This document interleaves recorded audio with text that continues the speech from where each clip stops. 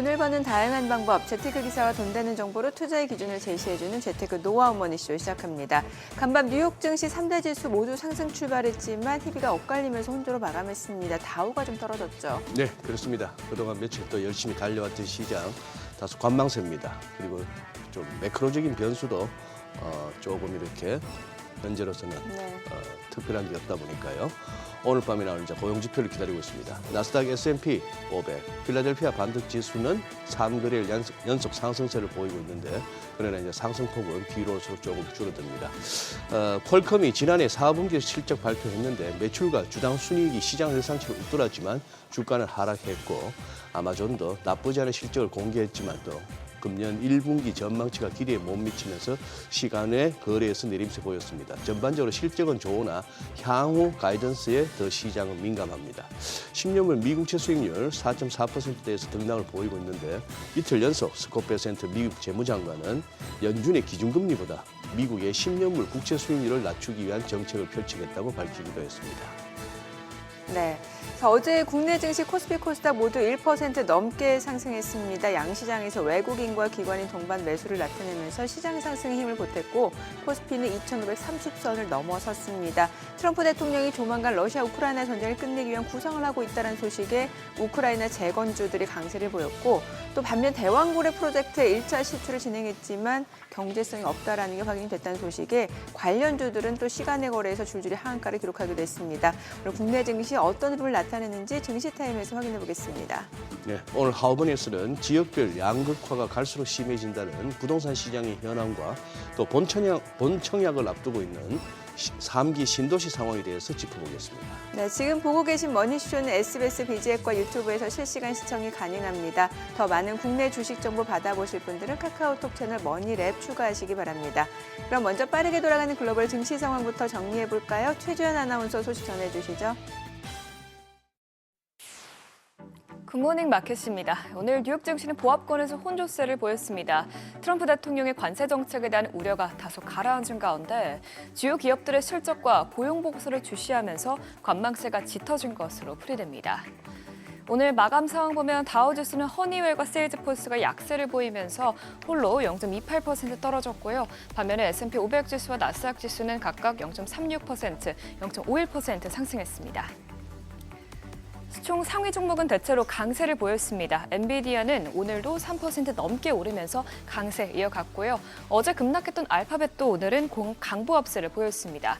한편에 실적 발표를 앞두고 있던 아마존은 오늘 정규장에서 1% 넘게 올랐는데 아마존은 예상치에 부합하는 실적을 공개했음에도 불구하고 오늘 시간외 거래에서 큰 폭으로 하락했습니다.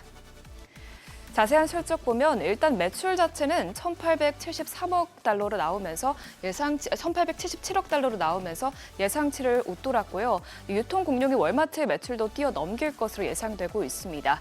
전 세계 글로벌 매출 순위 1위를 기록하는 쾌거를 달성할 것으로 보이죠. 다만 이번에 마이크로소프트와 알파벳이 예상보다 부진한 클라우드 실적을 공개하면서 아마존의 클라우드 실적이 시장의 주목을 받았는데요. 이 수치가 예상치에 거의 부합한 것으로 나왔습니다.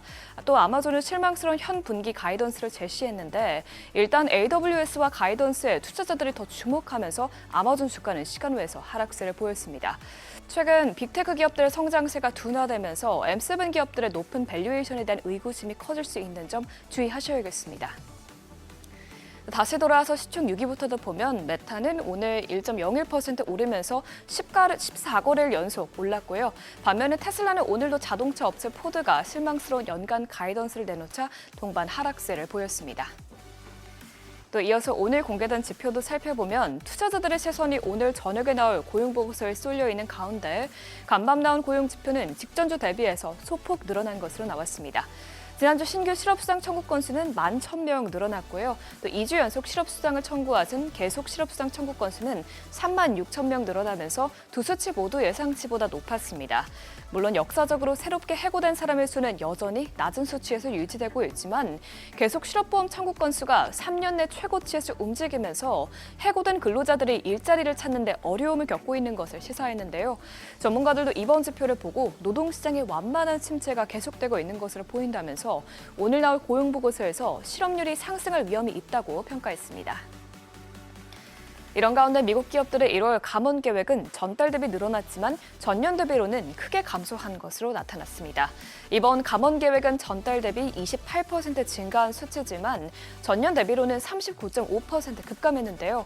다만 조사 측의 선임 부사장은 1월의 감원 발표가 비교적 조용했지만 2월 초부터 감원 발표가 이어지고 있고 또 기술 기업들이 효율화 논의를 진행하면서 이 같은 분위기가 지속되진 않을 것이라고 언급했습니다. 앞으로 감원 계획이 예상외로 늘어날 경우 고용시장이 추가적으로 악화할 수 있어 지켜보셔야겠습니다.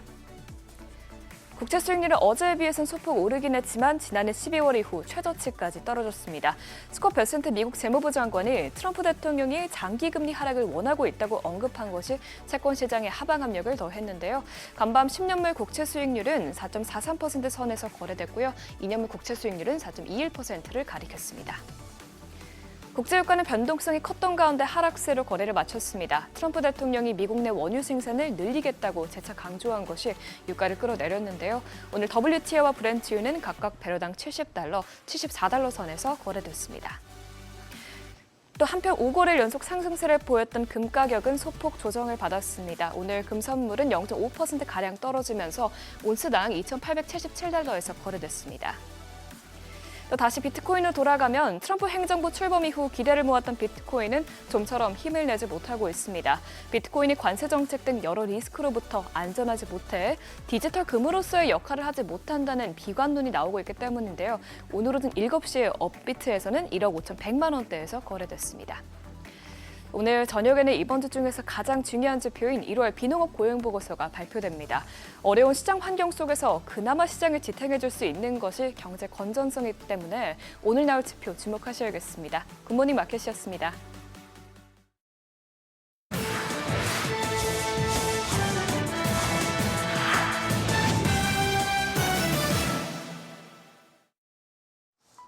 각국 정부가 중국 딥시크 사용을 금지하고 나선 가운데 미국 의회가 정부 소유 기기에서 딥시크 사용을 금지하는 법안을 추진합니다.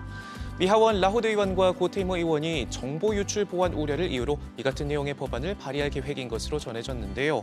법안에는 정보기관이 딥시크와 모 회사인 하이플라이어가 개발한 다른 앱들을 소유 기기에서 제거하도록 표준과 가이드라인을 개발하는 내용이 담겼고요. 중국 기술에 대한 미 의회 초당적 우려를 감안하면 실제 법률로 제정될 가능성이 높아 보입니다. 저널은 딥시크가 의도적으로 사용자 로그인 정보를 중국 이동통신사에 보낼 수 있는 코드가 숨겨 있다는 업계 분석을 함께 전하기도 했는데요. 이용자 정보 유출 우려가 확산하면서 전 세계적으로 딥시크 접속을 차단하는 정부 부처와 기관, 기업이 잇따르고 있습니다. 미국에서는 국방부와 항공우주국, 하원의회 등이 직원들의 딥시크 사용을 전격 금지했고요. 호주와 일본에서도 정부 소유 기기의 딥시크 사용이 막혔고 이탈리아 정부는 지난달 다운로드 자체를 차단했습니다. 대만 정부도 공무원과 공립학교, 중관용 조직의 딥시크 사용을 금지했는데 중국 정부는 민간 기업의 불법적 데이터 수집과 저작을 요구하지 않는다며 일방적인 정치 공세라고 반박하고 있습니다. 아마존이 지난 4분기 예상을 뛰어넘는 실적을 올렸습니다. 매출과 순이익 모두 월가 전망치를 웃돌았는데요. 특히 매출은 1,870억 달러를 넘어서면서 미국 최대 유통공룡 월마트를 제치고 역대 처음으로 분기 매출 1위 기업에 오를 것이란 관측이 나옵니다. 월마트는 오는 20일 실적을 발표하는데 지난 분기 예상 매출로 1,800억 달러를 제시한 바 있는데요. 뉴욕 증시 상장 기업 중 최대 매출 기업으로 12년간 매출 1위 자리를 놓치지 않고 있습니다. 인공지능 붐을 타고 아마존의 클라우드 비즈니스인 아마존 웹서비스가 몸집을 훌쩍 키우면서 실적 견인차 역할을 톡톡히 해내고 있는데요.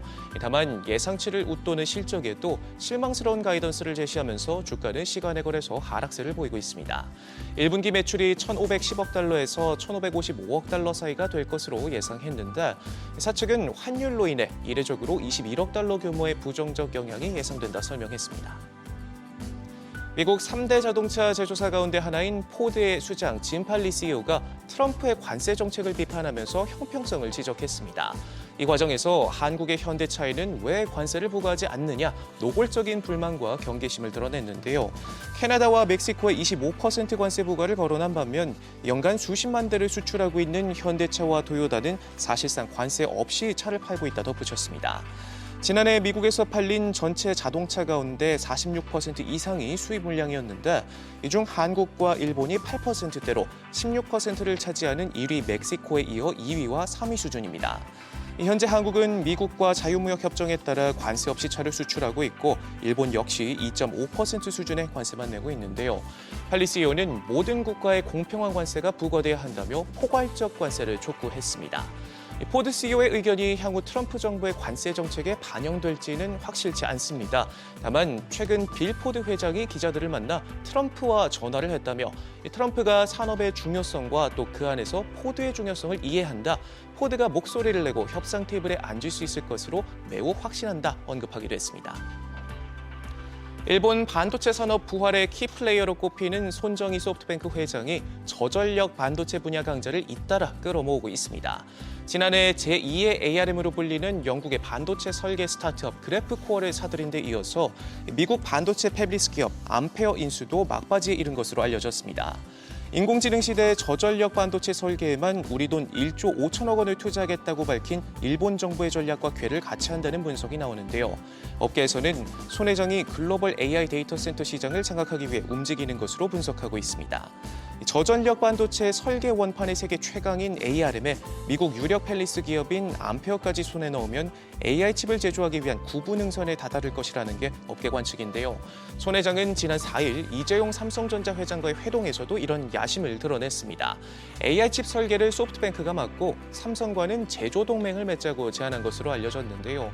제조 공급망 편입에만 매달리며 한국 반도체 생태계가 힘을 잃는 사이 소프트뱅크를 활용한 일본 반도체 산업 부활이 옥전에 다가왔다는 경고의 목소리가 커지고 있습니다. 지금까지 글로벌 비즈였습니다. 어제장에서 이슈가 있었던 업종 살펴보는 기업 이슈 시간입니다.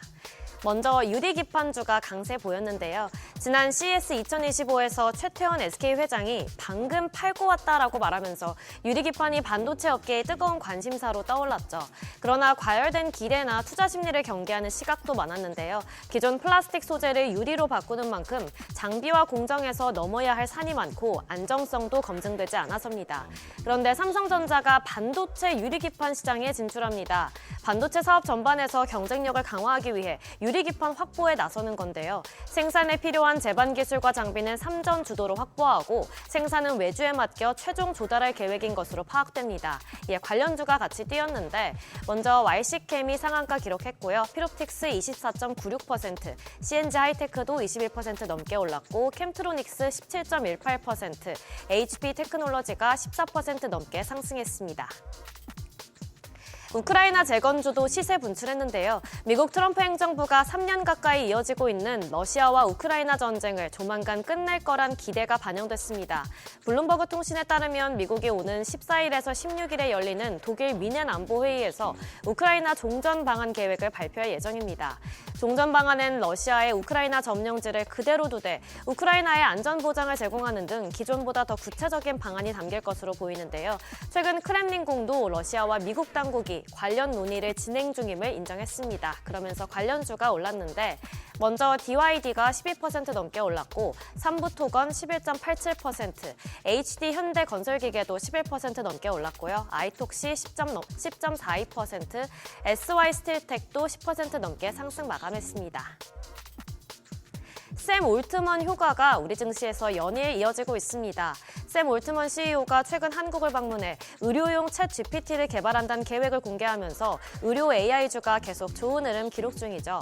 샘 올트먼 CEO의 계획으로 의료 AI 시장 규모가 커지면 그동안 매출에 맞먹는 적자를 기록해온 의료 AI 기업들의 흑자 전환 시점이 빨라질 것으로 기대되는데요. 특히 국내는 의료 수가나 병원 규모 등에 있어 제한을 받을 수밖에 없어 의료 AI는 해외 진출의 사업 성패가 달렸는데 오픈 AI가 미국 시장을 키울 수 있기 때문입니다. 또한 최근 AI 기반 신약 개발 기업들이 임상 데이터를 발표하면서 신약 개발 가능성도 높이고 있는데요.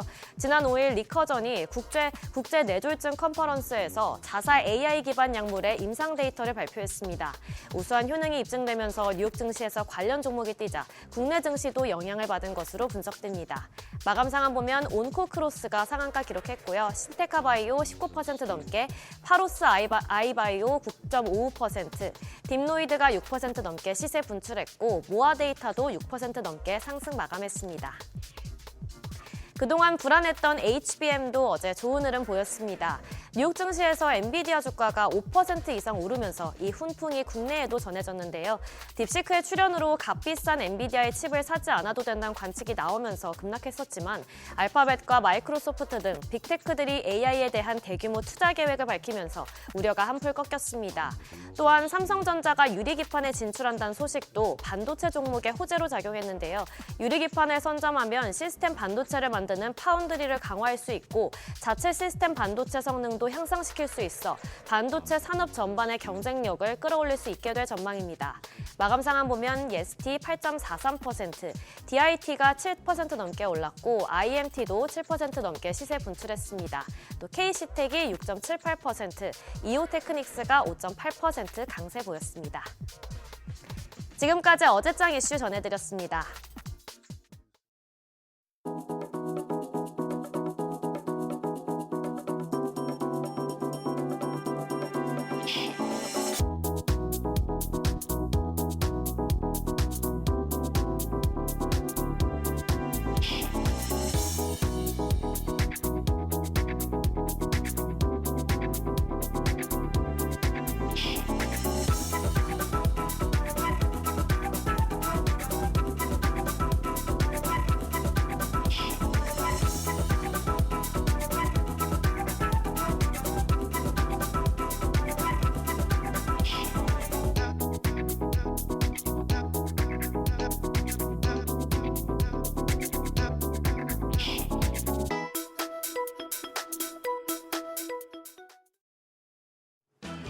국내 증시가 3거래일 연속 상승했습니다.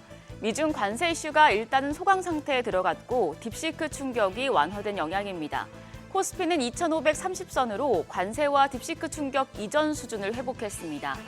코스피 121선 돌파를 눈앞에 두고 있고 코스닥은 이미 121선을 돌파하면서 상단을 높이고 있는데요. 여기서 숨고르기가 나올지 아니면 4거래일 연속 상승을 시도할지 확인해야겠습니다. 어제장 복귀하면서 오늘장 투자 포인트 체크하시죠. 지수 보겠습니다. 코스피 1.1% 상승했고 코스닥 1.3% 가까이 오르면서 지난해 11월 이후에 처음으로 740선을 회복했습니다. 앞서 뉴욕 증시에서 엔비디아가 크게 오르자 반도체 업종이 반응했고요. 현대로템과 삼양식품, 더존비주온 등 호실적 종목들도 수급이 몰리면서 시장 상승에 기여했습니다. 지난 3거래일 지수 상승을 이끈 건 외국인이었습니다. 유가증권 시장에서 외국인과 기관 모두 3거래일 연속 매수 우위를 기록했는데요. 어제 외국인 3,500억 원 넘게 순매수했고 기관도 1,600억 원 가까운 사자세를 나타냈습니다. 개인만 홀로 6천억 원 넘게 팔아냈습니다. 코스닥 시장에서는 외국인이 3거래일 연속 순매수했습니다. 어제는 56억 원 매수 우위였고요. 기관 700억 원 넘는 사자 포지션 취했습니다. 개인만 홀로 644억 원 순매도했습니다. 시총 상위 종목들 대체로 강했습니다. 유가증권 시장에서는 특히 반도체 투톱이 나란히 2%대 강세를 보이면서 오랜만에 코스피 지수 기어 1, 2위를 차지했습니다. 엔비디아 상승에 영향을 받은 모습이었고요. 최근에 딥시크의 등장으로 소프트웨어 쪽이 주목을 받으면서 네이버가 1% 넘게 올라서 시총 7위에 안착했습니다. 반면 KB금융 6.7% 조정을 받았습니다. 주주와는 눈높이를 충족하지 못한 영향입니다. 코스닥 시장에서는 제약 바이오 종목들이 강했습니다. 미국의 국채금리가 안정되면서 알테오젠과 삼천당 제약이 4% 넘게 뛰었고 니가캔바이오 5.65% 강세 기록했습니다. 반도체 소부장 종목인 리노공업이 6.4% 상승, 레인보우 로보틱스도 5거래일 연속 상승에 성공했습니다. 환율은 올랐습니다. 정규장 마감 시간 달러 기준 3원 40전 올라 1,447원 70전에 거래를 마쳤습니다. 저가 매수세가 유입된 영향이었는데요. 이후에 환율 야간 거래에서는 낙폭을 미미하게 확대했습니다.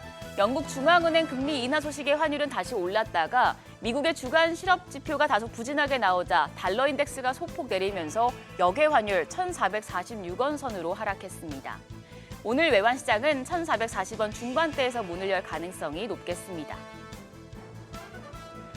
최근 중국의 딥시크의 등장으로 하드 AI인 엔비디아가 주도주에서 탈락하고 그 자리를 소프트웨어 쪽이 채울 것이란 분석이 나오고 있습니다. KB증권은 엔비디아가 최근 주가 정체와 이익 급증으로 고평가 논란에서 벗어났지만 하락장이 오면 주의가 필요할 것이라고 밝혔습니다. 엔비디아 칩의 수요가 계속해서 급증하려면 이젠 칩의 성능만으로는 부족하고 고객들의 진짜 후기가 필요하다는 겁니다. 최근에 엔비디아 칩 구매 4대장 알파벳과 메타, 마이크로소프트, 아마존의 주가보다 오히려 소프트 AI 쪽에서도 B2B인 테슬라와 팔란티어, 엠러빈 등의 주가가 더 좋은 것도 AI 반도체에 대한 생각을 바꾸는 계기가 될 수 있다고 밝혔는데요. 엔비디아가 주도주에서 탈락하면 국내 증시에서는 SK하이닉스가 특히 영향을 받을 수 있겠죠. 다만 이 부분은 앞으로 딥시크가 어느 정도의 성과를 낼지 조금 더 지켜보셔야겠는데요.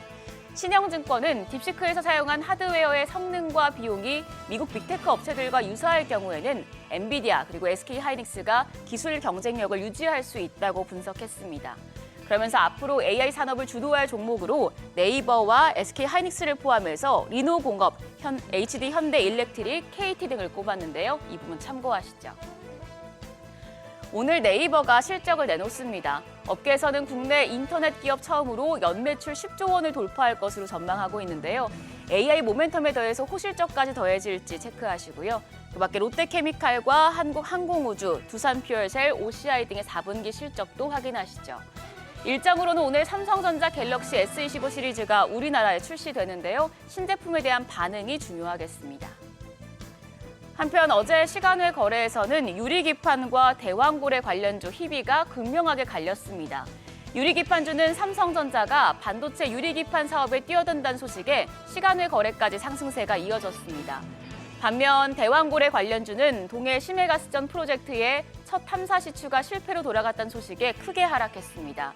넥스틸과 한국석유, 화성밸브, 흥구석유, 동양철관 등의 종목들이 일제히 하한가를 기록한 만큼 오늘 장에서 추가적인 충격은 이어질 수 있겠습니다. 관련주들 흐름 체크하시죠.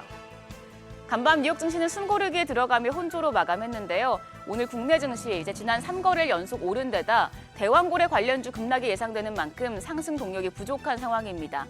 우리 시장도 이 자리에서 숨고르기가 나올지 장 초반 분위기 살펴보셔야겠습니다. 지금까지 어제장 오늘장이었습니다.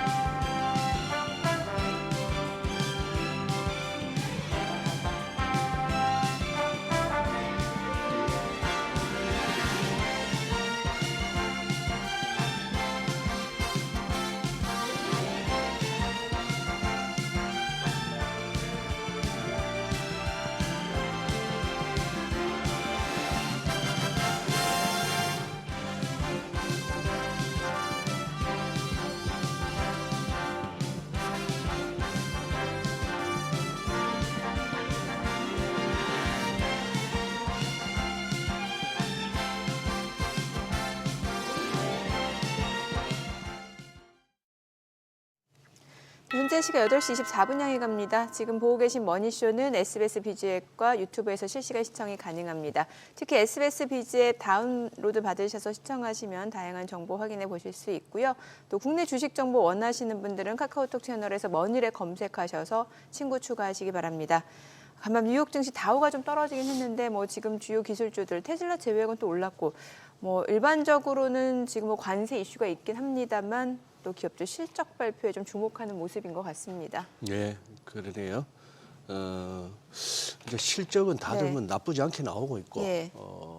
이제 실적보다도 향후 가이던스가 조금 안 좋으면 장마가 시간에 거래해서 급하게 반응하고 하는데 이게 그러네요. 같은 빅테크라고 또 같은 반도체 업계라고 다 같이 가는 거나 같이 빠지고 이러지가 않아가지고 네. 그런 상황인데.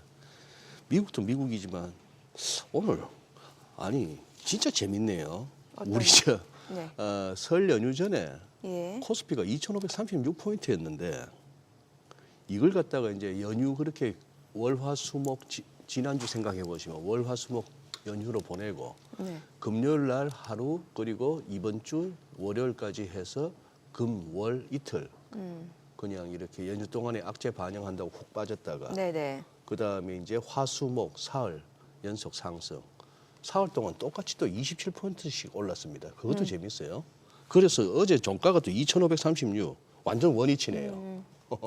이제 또 새로 이제 2025년 장은 새로 시작하는 거네 여기서부터. 그 사흘 연속 올랐던 때 보면은 또 수급 주체 보면 외국인이 또 외국인이 사줬단 말이죠. 사주고. 예, 결국엔 예. 외국인이 사줘야 맞아요. 이게 시장이 또 올라가나 봐요. 그런가 예. 봅니다. 이제 이렇게 해서 2,580이 얼추 짚어지는데 저것만 열면은 금년에도 나쁘진 않을 것 같습니다만. 네. 그다음에 근데 뭐 종목별로 또 종목별로 그런데 다른 이제 얘기가 차별화가, 되니까 그게 예, 이제 어려운 거죠. 심하니까. 네, 예. 맞습니다.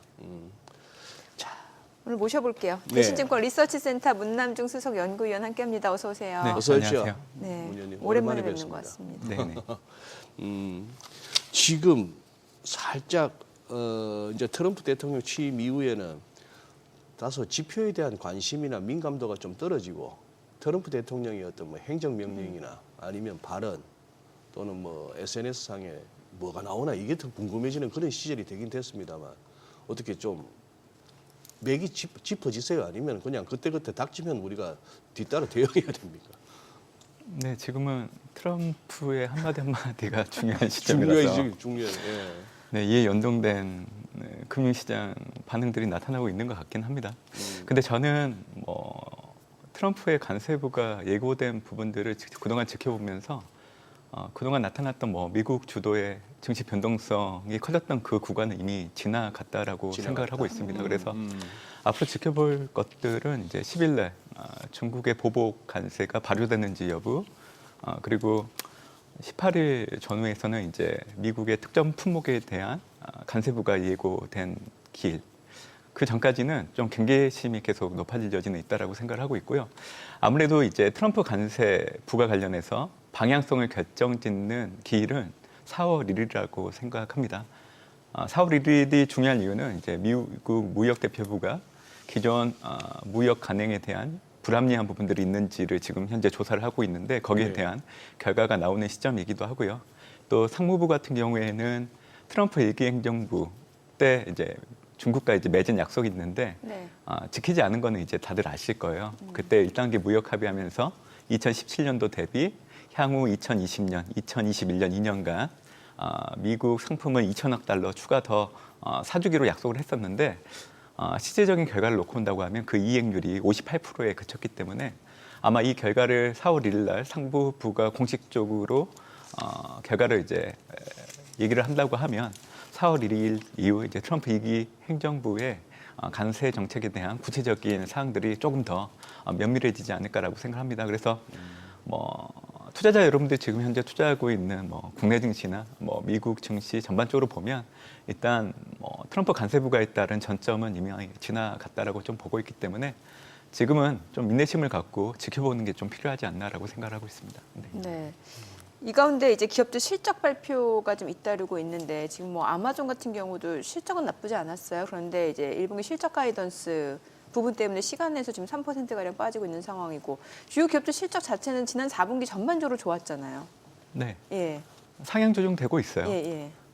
기존에는 11.8%, S&P 500의 지난해 4분기 EPS 증가율이 11.8 정도 추정이 됐다가 최근에는 13.2%까지 상향 조정되고 있죠. 한국과의 차이는 한국의 실적들은 계속 하향 조정되고 있지만 미국 같은 경우에는 재작년부터 매 분기마다 예상치보다는 결과치가 더 좋게 나오는 흐름을 좀 보이고 있기 때문에 지금 S&P 500 지수가 계속 올라갈 수 있는 그 바탕에는 물가와 통화 정책보다는 사실 경기와 실적이 뒷받침되고 있다는 걸 얘기해드리고 싶고요. 지난주 이번 주 미국의 빅테크 관련된 기업들 실적 발표 계속 이어지고 있는데 제가 S&P 500의 지난해 4분기 전체 EPS 증가율이 13.2%라고 얘기를 해드렸어요. 네. 이 숫자를 기준으로 생각을 해보시면 커뮤니케이션 같은 경우에는 28.5% 증가하고요. IT 같은 경우에는 15.5% 증가를 하기 때문에 전체 평균보다 이런 매그니피센트 7 종목들이 포함되고 있는 섹터들의 증가율이 월등히 더 높게 나온다라는 겁니다. 그래서 지금 발표되고 있는 기업들이 향후 가이던스를 놓고 시간의 거리에서 주가가 하락하고 이런 부분들은 네. 그냥 일시적인 현상이라고 보고 있기 때문에 예. 저는 오히려 지켜보시다가 변동폭이 좀 크다라고 하면 좀 비중을 늘리는 형태로 가시면 좋을 것 같고요. 저는 누누이 얘기해드리지만 미국의 중간 선거가 있기 전까지는 미국 증시는 지금 현재 모습대로 추세적으로 계속 올라갈 수 있다라고 보고 있기 때문에 당장 올해 한 해를 놓고 온다고 하더라도 연초 이후부터 연말까지는 꾸준하게 올라가는 장을 염두에 두시면 좋지 않을까 생각하고 있습니다. 네. 지금 커뮤니케이션이 25% 올랐다고요. 28.5%요. 그럼 커뮤니케이션에 속하는 종목이라고 하면 어떤 것들을 대표적으로 볼 수 있을까요? 빅테크 기업들 애플, 마이크로소프트 이런 기업들이 중복으로 이제 포함되어 있는 예. 경우인 상황입니다. 그렇기 때문에 한 가지 더 얘기해드리고 싶으면 네. 지난해 4분기 실적 추정치를 놓고 본다고 하면 S&P 500 지수를 구성하고 있는 매그니피센트 7 종목을 제외한 S&P 500의 473개 기업의 EPS 증가율은 4%가 채 안 돼요. 근데 나머지 7개 기업 같은 경우에는 EPS 증가율이 33% 정도 되기 때문에 그래서 사실은 지금 미국 증시는 일부 기업들이 주도하고 있는 형국이고요. 이러한 흐름들은 앞으로도 계속 될 걸로 좀 보고 있습니다. 그래서 작년도 그렇고 올해도 그렇고 항상 올라가던 종목들이 좀 떨어지면 중소형주나 시크릿컬 업종으로 좀 봐야 되지 않나라는 질문을 상당히 많이 받거든요. 네네. 근데 지난해부터 제가 매번 확인하는 거는 얼마 가지 못하고 대부분 다시금 반락하는 형태로 바뀌었기 때문에 팬데믹 이후에 전혀 바뀌지 않고 있는 기존 주도 대상이라고 할 수 있는 가치보다는 성장, 그리고 소형주보다는 중형주보다는 대형주, 네. 그리고 실적이 워낙 좋기 때문에 퀄리티를 중심으로 한 관심은 앞으로도 계속 가지시는 게 좋을 걸로 저는 예상을 하고 있습니다. 그러니까 여전히 빅테크가 좋다. 네네. 예. 지금 방금 문 의원님 말씀하신 EPS 상승률을 갖다가 딱 들으니까 빅테크들은 30%대 네네. 증가인데 네. 지수가 작년 해봐야 그래도 나스닥 S&P 할 것 없이 5% 6% 그 정도였지 않습니까? 네. 아니면 20% 초중반이. 네. 그러면은 기술주들의 EPS가 그렇게 늘었으니 기술주들의 주가 급등이 정당화될 수 있고. 네. 그러면 금년은 대충 어느 정도 는다고 보시는 거예요, EPS가? 네. 네. 지난해 S&P 500의 EPS 증가율은 9.5였고요. 네. S&P 예, 전체로 보면. 전체로 예, 9.5%. 그리고 올해 같은 경우에는 14.9% 정도 됩니다. EPS 증가를 예, 그렇게나 14.9. 작년보다 더 높다. 네. 그러니까 그냥 심플하게 보면 네. 작년에 기업 실적 9.5% 증가할 때 S&P 500 지수가 6,100선까지 올라왔잖아요. 예. 그러니까 올해는 14.9 정도이기 때문에 S&P 500 지수가 지금 주요 IB들 26개 기관이 평균적으로 제시하고 있는 연말 목표치가 6,508포인트인데요. 전년과 비교를 해보면 9.5% 상승할 걸 염두에 두고 있죠. 예. 그러니까 미국 S&P 500 지수가 2023년, 2024년 20%대 중반 가까이 2년 연속 강세를 좀 보였던 상황인데 올해 평균적으로 9.5% 증가를 염두에 두고 있다라고 하면 EPS가 올라가는 거 대비하면 사실 주가가 올라가는 그 강도는 작년 거보다는 좀 떨어진 여지는 있다라고 그렇게 좀 보고 있죠. 이 얘기가 나왔으니까 알아두시면 좋을 만한 얘기 해드리면요. 26개 IB 기관들 중에 올해 S&P 500의 연말 목표치를 가장 높게 부른 지수 때는 7,100이고요. 네. 가장 낮게 부른 데는 4,500 수준 정도 부르고 있습니다. 보고서를 가지고 있는 기관의 추정치를 가지고 왜 7,000선 가까이 S&P 500 지수가 올라갈 수 있느냐고 하는 근거를 보면 일단 시중의 유동성이 풍부해서 은행의 대출 여력이 커질 수 있고 또 연준의 금리 인하는 올해도 계속 된다라는 이유를 대고 있고요. 미국의 경제가 선진국과 신흥국 대비 강한 회복세를 올해도 보일 걸로 좀 보고 있다라는 점. 그리고 AI 관련된 캐펙스 투자 증가율은 둔화되지만 그래도 안만하게 상승하는 흐름은 바뀌지 않는다라는 거. 그리고 트럼프 2기 행정부가 들어서면서 에너지 산업에 대한 정책을 강화할 걸로 좀 보고 있기 때문에 이 세 가지 이유를 들면서 올해 S&P 500 지수가 연말까지 7,000선 가까이 갈 수 있다라고 얘기를 하고 있습니다. 반대로 가장 낮게 부른 기관이 BCA 리서치인데 4천 중반 정도로 얘기를 하고 있는데요. 올해 5월 정도 되면 미국이 경기 침체 들어가기 때문에 올해 연간을 놓고 온다고 하면 S&P 500 지수가 장중 4,100선까지 내려갔다가 연말 돼야 4,500선까지 올라간다라는 예측을 하고 있는 상황입니다. 근데 미국의 경기 순환은 NBER 전미경제연구소가 공식적으로 얘기를 하고 있는데요. 지난해 12월을 기준으로 한다고 하면 미국의 경기 확장이 56개월째 지속되고 있는 상황이기 때문에 사실 BCA 리서치의 전망에 대해서는 좀 보수적으로 좀 참고를 하시는 게 좋지 않을까 생각을 해보고 있습니다. 요즘에 팔란티어 질문 많이 받지 않으세요? 네, 얘기는 많이. 아니 이걸 그냥 단순히 개별 기업으로 볼 게 아니라 약간 지금 살짝 분위기가 바뀌는 것 같은 느낌이 드는 게 물론 간밤에 엔비디아 주가가 올라서 한 128불까지 회복이 됐고 근데 팔란티어가 지금 신고가 경신한 이후에 또다시 올라가고 있는 거잖아요. 한 111달러. 그런데 이게 엔비디아는 대표적으로 이제 AI 하드웨어 쪽이고 네. 이제 팔란티어는 AI 소프트웨어로 지금 대변되는 측면이 있다 보니까 왜 작년에도 연말에 많은 전문가들이 이제 AI 하드웨어의 기대 수익률보다 AI 소프트웨어 쪽 기대 수익률을 더 높이는 게 좋다라는 얘기를 해왔잖아요. 네. 어떻게 보세요? 우리 문 의원님 저 웃음은 무슨 의미일까? 지금 팔란티아를 질문하시는데. 네. 아, 팔란티어. 네. 갑자기 질문하셔가지고. 그런데 네. 잘 질문해 주신 것 같아요. AI 산업에 대해서 좀 얘기를 드려야 될 것 같은데 네. 저는 투자자 여러분들이 미국의 S&P 500 지수가 지금의 자리까지 올라오기 전에 이 빅테크 기업들이 소위 그동안 진행해 왔던 사업 영역들은 그동안 이렇게 포장이 되어 왔었던 상황이죠. 네. 1989년도에 웹 브라우저가 출시되면서 인터넷 혁명이 시작이 됐고요. 그리고 2007년도 아이폰이 출시되면서 모바일 혁명이 시작됐고 2022년 챗 GPT가 출시되면서 지금 AI 혁명이 지속되고 있는 상황입니다.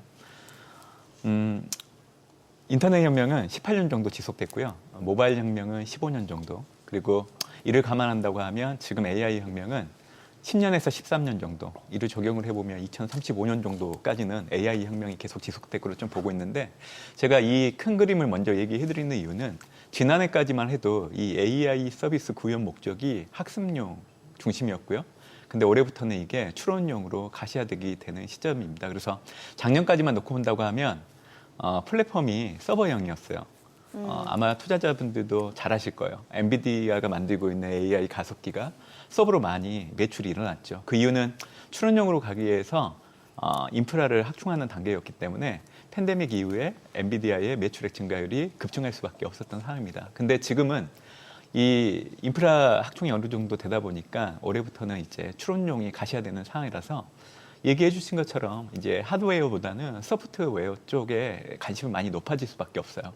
반도체 같은 경우에도 아마 올해부터는 엔비디아가 올라간다고 하더라도 과거만큼 그렇게 크게 올라가지 못할 거예요. 왜냐하면 지금은 주문형 반도체, ASIC에 대한 수요가 많이 늘어날 수밖에 없는 상황이기 때문에 2세대 반도체 수요가 올해부터 상당히 많이 늘어날 겁니다. 그래서 올해 연초 이후 보시면 브로드컴이라는 이 ASIC 대표 기업 주가가 강세를 보이는 게 저는 그게 그 시발점이라 보고 있고요.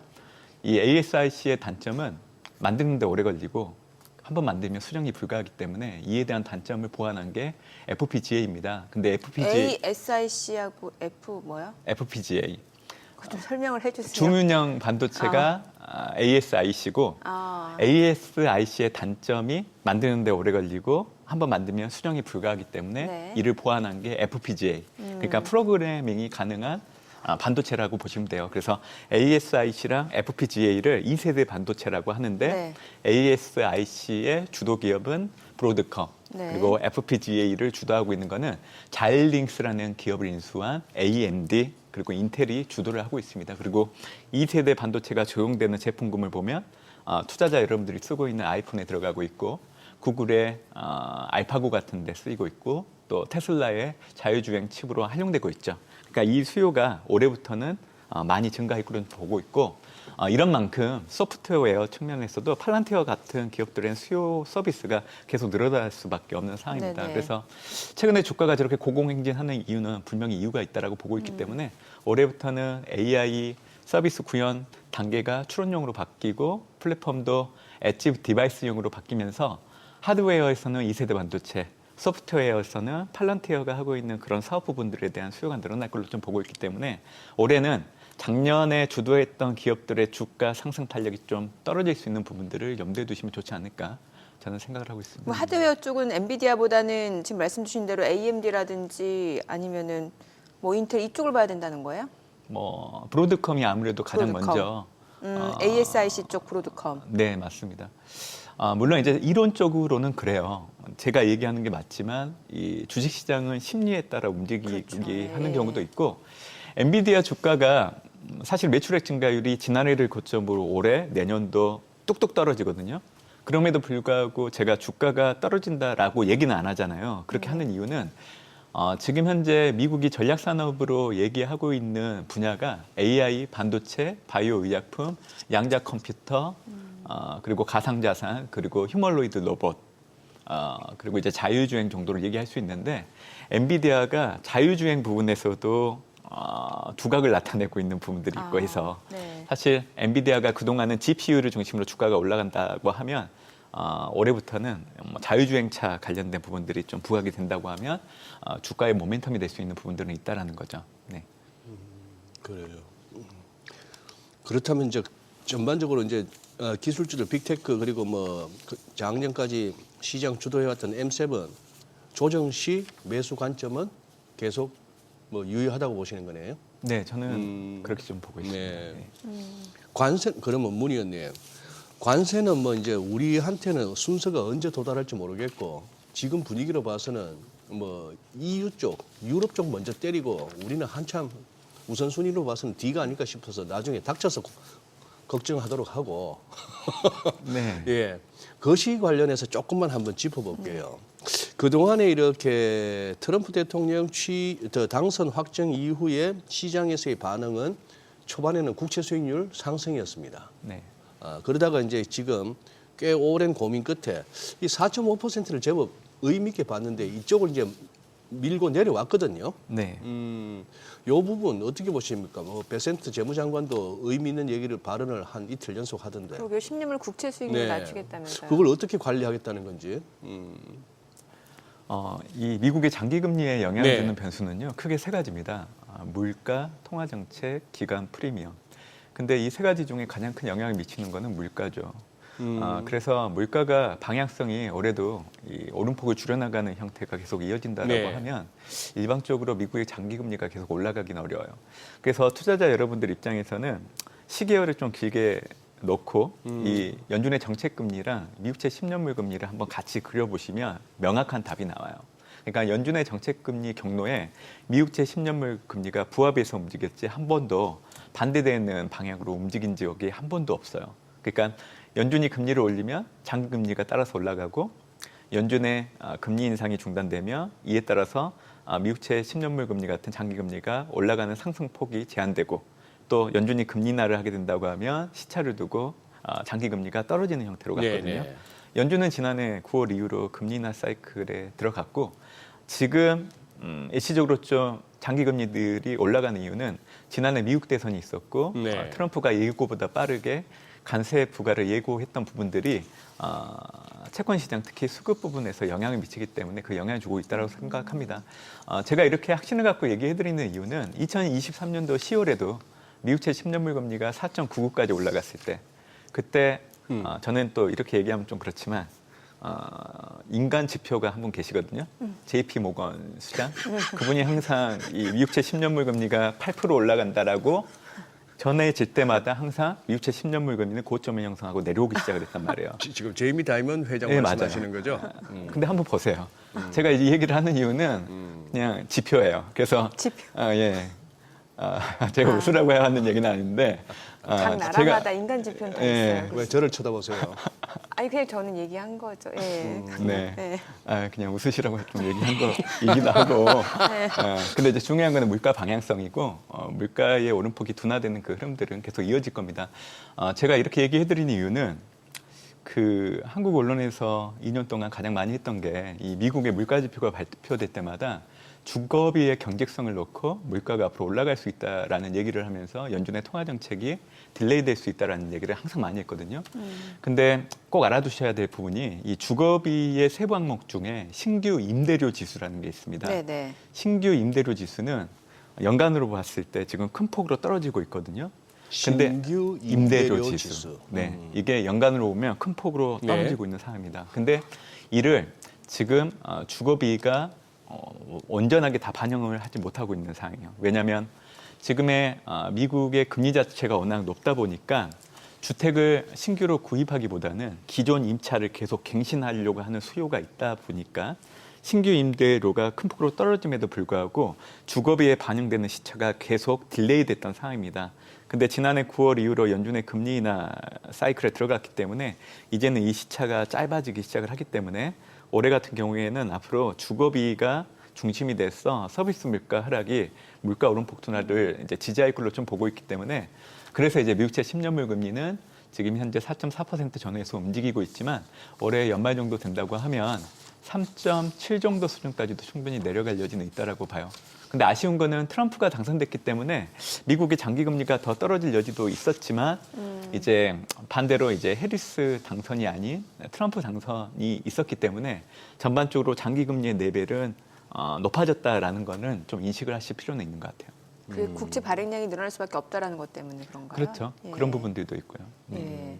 그럼 매크로적인 거 하나 더 여쭤볼게요. 주말에 이제 고용 보고서 나오잖아요. 네. 지금 이제 사실 미 연준 입장에서 뭐 물가하고 고용 이 두 가지를 이제 주목하고 있는 부분인데 고용이 너무 뜨거워도 안 되고 너무 둔화돼도 안 되는 게 가장 좋은 거잖아요, 지금. 네. 예, 어떨까요? 이번 주말에 나올 고용 지표.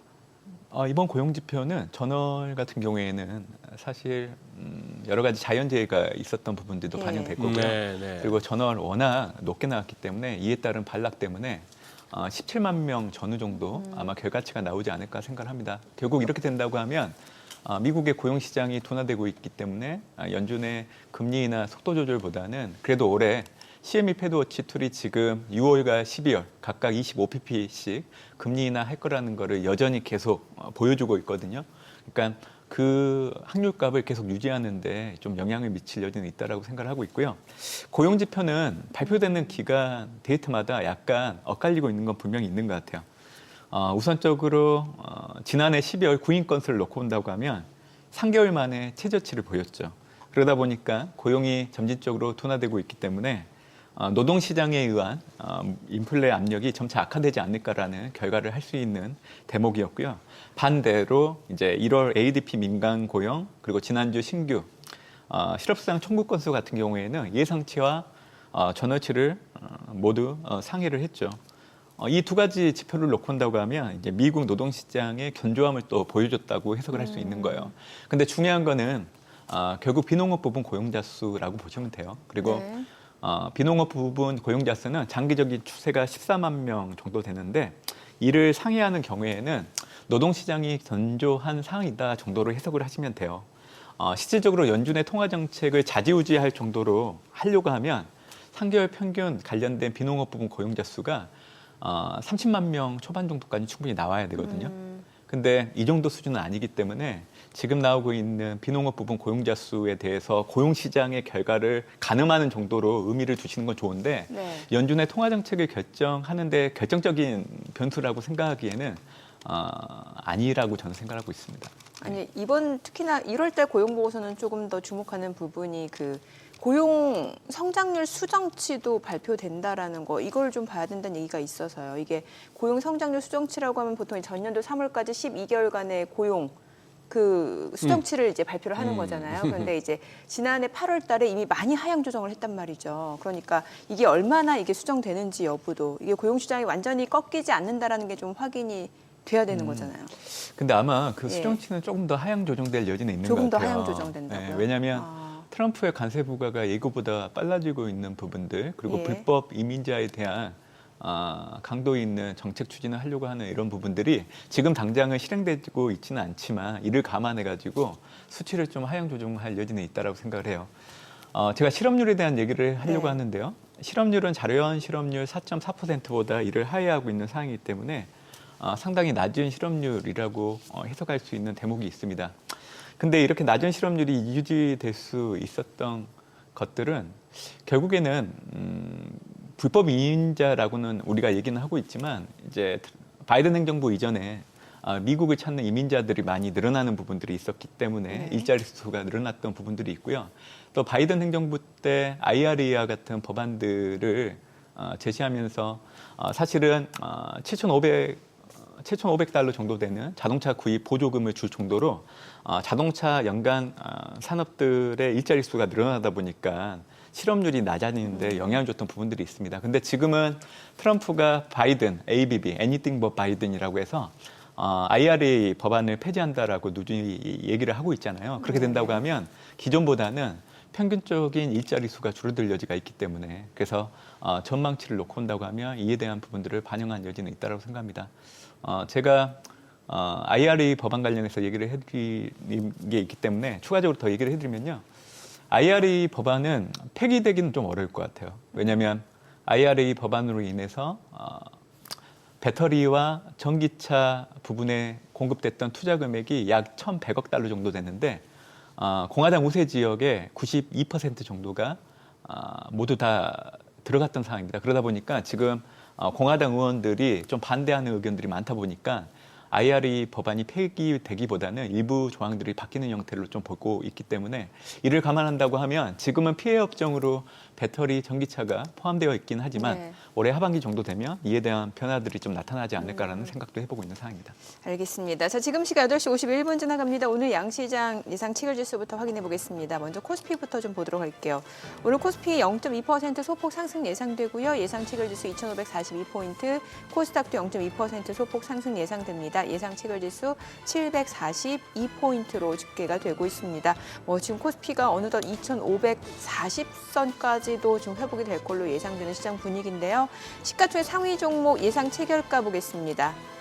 삼성전자 오늘 0.7% 상승 예상됩니다. 최근에 사흘 연속 반등세를 보여줬고 오늘 호가는 54,400원, SK하이닉스 1.7% 상승 예상됩니다. 호가 20만 7천 원으로 집계가 되고요. LG 에너지솔루션이 0.58% 하락 예상됩니다. 예상 체결가 34만 원, 삼성바이오로직스가 0.5% 상승 예상되고요. 호가는 109만 5천 원으로 집계가 됩니다.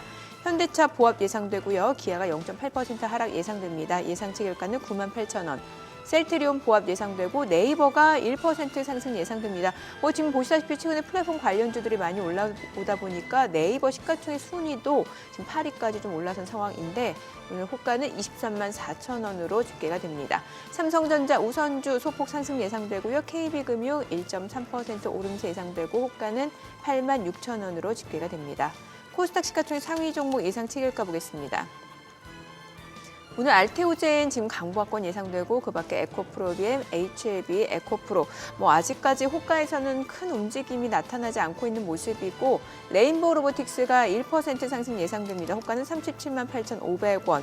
최근에 닷새 연속 강세를 보여줬습니다. 삼성전자 자회사로 좀 편입되면서 이런 이슈가 주가 상승 모멘텀으로 이어지는 양상인데 오늘도 상승세가 예상되고 있고요. 미가캠바이오는 보합 예상됩니다. 삼천당제약 0.4% 하락 예상됩니다. 최근에 이거를 연속 좀 많이 오른 측면이 있었죠. 호가는 21만 원. 클래시스 리노공업 휴젤 지금 아직까지 호가에서는 큰 움직임 나타나지 않고 있습니다. 자, 이제 개장까지 6분여 가량 남았는데요. 글쎄 오늘 지금 호가에서는 일단은 보합권이 예상이 되는데 오늘 주말을 앞둔 금요일이니까 종목별로 또 어떤 흐름이 전개될지 좀 기대가 되네요. 예, 그러네요. 예. 아마 지수는 요만한 상태에서 이제 종목별로 업종별로 조금 이렇게 다른 양상을 보이겠죠. 여기까지 아닌가 싶습니다. 지금 이제 미국 장 한번 봐야죠. 고용 지표가 항상 이렇게 그동안이 중요했는데 과연 트럼프 정부 들어섰어도 또 지금 같은 분위기에서도 고용 지표가 과연 그렇게까지 시장에 중요한 변수로 작용할 수 있을까도 저는 개인적으로 궁금하고요. 삼성전자 참 오랫동안 이제 다지기도 했고 어제였나요, 그저께였나요? 이복형 금감원장이 삼성전자 이제 2심 이재용 회장 2심 무죄로 판결 나면서 사과성 발언을 했는데 그렇다면 이제 사법 리스크는 면했나 싶기도 하고 이번 기회에 아예 삼성전자 자체가 됐건 아니면 다른 사업 부문이 됐건 나스닥 한번 상장해보는 게 어떨까 싶기도 하고. 왜냐하면은 네. 아침에 지금 이거 방송 끝나고 한번 영상도 봐야겠습니다만 뭐 토트넘이 지금 EPL에서 헤매고 있는 거는 다 아시겠지만 제가 아까 예. 소장님이 어떤 뉴스를 막 보시길래 예. 어떤 뉴스를 보나 했더니 그 토트넘 예. 뉴스를 보시길래 그 EPL 리그하고는 상관없이 그 카라바오컵 준결승 리버풀하고 하고 있었는데 이거라도 어떻게 결승 올라가서 컵 한번 더나 싶었더니 1차전 1대0으로 이기고 오늘 0대4로 지는 바람에 또 탈락인데 제 말은 왜 그 토트넘에 있냐 말이죠. 손흥민 선수가. 왜 삼성전자가 여기만 있냐고요.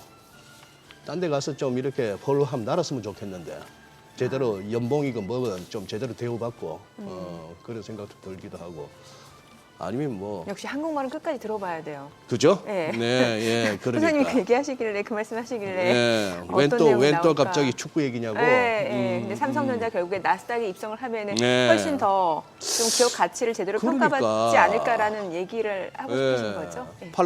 팔란티아 테크 뭐 성장성이나 그 어떤 포텐셜은 인정합니다만 네네. 그 시총 보세요.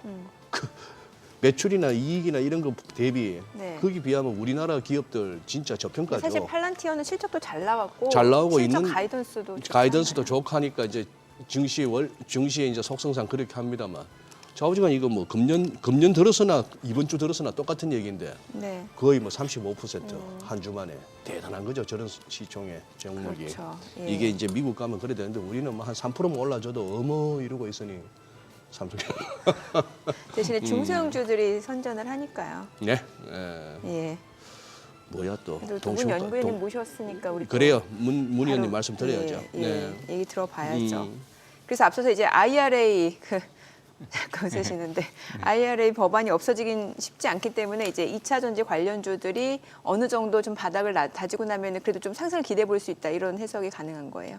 네, 트럼프 예. 정책 관련해서 지금 피해 업종으로 분류되어 있지만 예. IRA 법안 자체가 폐기가 어렵기 때문에 아마 하반기 정도 되면 이제 수혜 업종으로 바뀌면서 심리가 좀 괜찮아질 여지는 있다라는 얘기를 좀 드리고 있는 상황입니다. 네. 좀 바이오도 여쭤보고 싶은데 최근에 보면은 그 노보노디스크 1112 주가 괜찮잖아요. 실적도 좋고. 네. 말씀하십시오. 아니 그래서 국내 어제도 보면은 왜 리가켄바이오 뭐 삼천당제약 뭐 아니면 최근에 또 바이오 쪽에서는 뭐 바이오 시밀러도 있겠습니다만 비만 치료제 이런 쪽도 한참 이슈 관심을 받았다가 약간 사그라들다 다시 최근에 좀 꿈틀대는 양상인데 이런 바이오 섹터는 어떨까요? 관세 영향에서는 또 어떨지도 궁금하고요. 지금 한국 같은 경우에는요, 이 트럼프의 관세부가 얘기와 관련해서는 앞으로 좀 네. 약간 주목을 해야 되는 부분들은 분명히 있는 것 같아요. 그러니까 미국을 상대로 대미 흑자국 순위를 놓고 본다고 하면 한국이 8위 정도 되기 때문에 앞으로 트럼프 관세부에 대한 내용들이 언급될 때마다 한국 경제 심리와 투자 심리는 상당히 위축될 여지는 있다라고 보고 있는데 사실 한국 섹터에서 수혜를 받을 수 있는 섹터는 몇 가지 없습니다. 바이오 의약품하고 네. 조선과 건설 그리고 기계 정도인데요. 바이오 의약품 같은 경우에는 약가이나 예. 그리고 자국 내 필수 의약품 공급망을 구축하고 싶어하는 의욕이 상당히 강한 부분들이 있기 때문에 그래서 사실 올해 연초 국내 섹터와 관련된 기업들 어느 대상들이 좋을까라고 얘기할 때 항상 저는 제약바이오 쪽을 얘기해드렸고 예. 이제 이에 따라서 이제 삼성바이오로직스가 가장 최우선 수혜를 받을 수 있는 여력은 있고 그 풍선 효과가 다른 타 기업으로 확산될 여지는 있다라고 네. 생각을 하고 있죠. 이 정도입니다. 예. 아니 근데 뭐 잘 가고 있는 종목에 꼭 이런 소리를 해서 죄송합니다만 아니 한 9년 전, 10년 전만 해도 한 7, 8천 원 하던 종목이 어떤 거요? 한번 들어보시고 한번 짐작해 보세요. 이게 23만 원 갔다가 이게 또 9만 원 갔다가 다시 또 21만 원 왔는데 삼천당 제약 말씀드리는 겁니다. 이게 지금 이 주가의 흐름이 뭐 이러니까 이런 재미로 주식하는 건 맞습니다만 이게 지금 숫자가 나오는 회사입니까 여기에 비만 치료제 관련해서 우리 여기 거기까지는 안 보시지 우리 문 의원님. 네, 개별 종목은 하지 않고 있어서.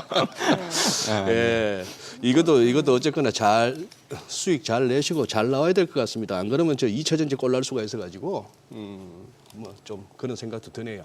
네. 네. 그리고 최근에 짚어본 기업 중에 보면은 이제 뭐 S&G 삼양식품 이런 종목들도 있는데 이런 음식료 섹터도 좀 보시나요? 어떤가요? 일단 올해 저희가 연간으로 예. 좋게 보는 섹터들은 사실 기술 관련된 기업들 위주로 좀 얘기를 해드리고 있어요. 기술. 예, 그래서 아까도 언급을 해주셨지만 삼성전자 같은 이런 반도체 기업들 하고요. 네. 바이오 의약품 그리고 이제 그러면은 네. 그 섹터 얘기 저희 개장하고 조금 더 들어보도록 네. 하겠습니다. 오늘 국내 증시 흐름 확인해 보죠. 개장합니다.